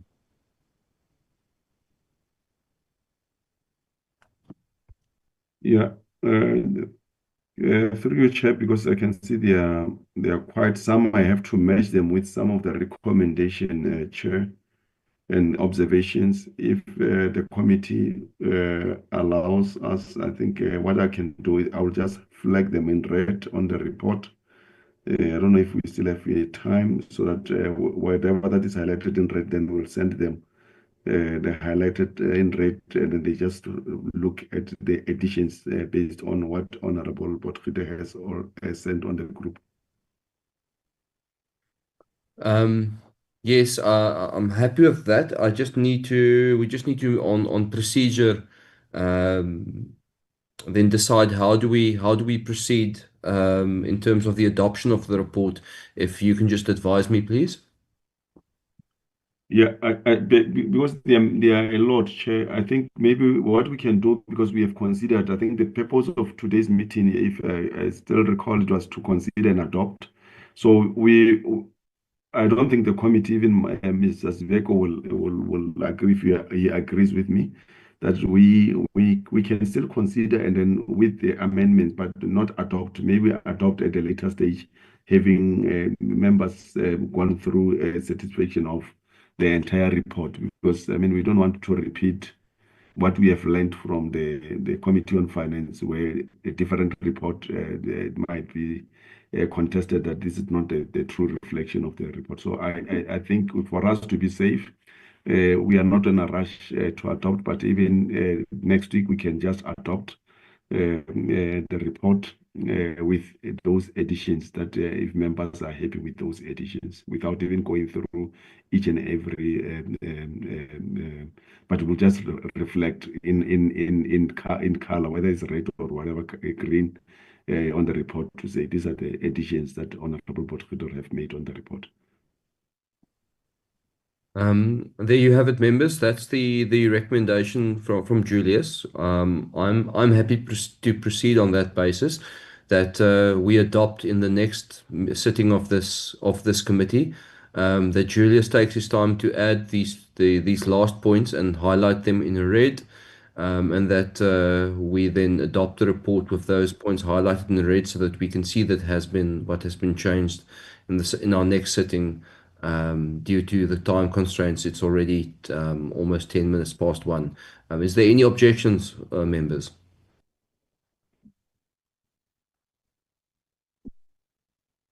Okay, I see no objections. Members, we've run over time. I don't think we need to do the consideration in the adoption of the minutes of the previous meeting. We can do that at our next meeting when we have more time. I think members have been stretched quite a lot, and we have a sitting at 2 o'clock. So if there are no objections, I'm going to move that the meeting be adjourned. But I will allow space if there's any objections. None.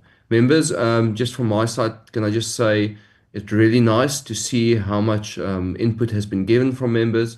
I think you should all be commended for your inputs. I really appreciate it, as well as the staff. Thank you for all of the trouble of compiling this report. We really do appreciate it. And then at the next sitting of our committee, we will move for the adoption of this report. With that, members, I wish you all well. I hope you enjoyed the sitting, and the meeting is now officially adjourned. Thank you very much.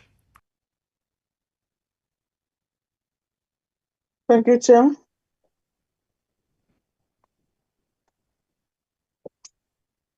Thank you, Chair. Thank you, Chairperson. Thank you, Chair.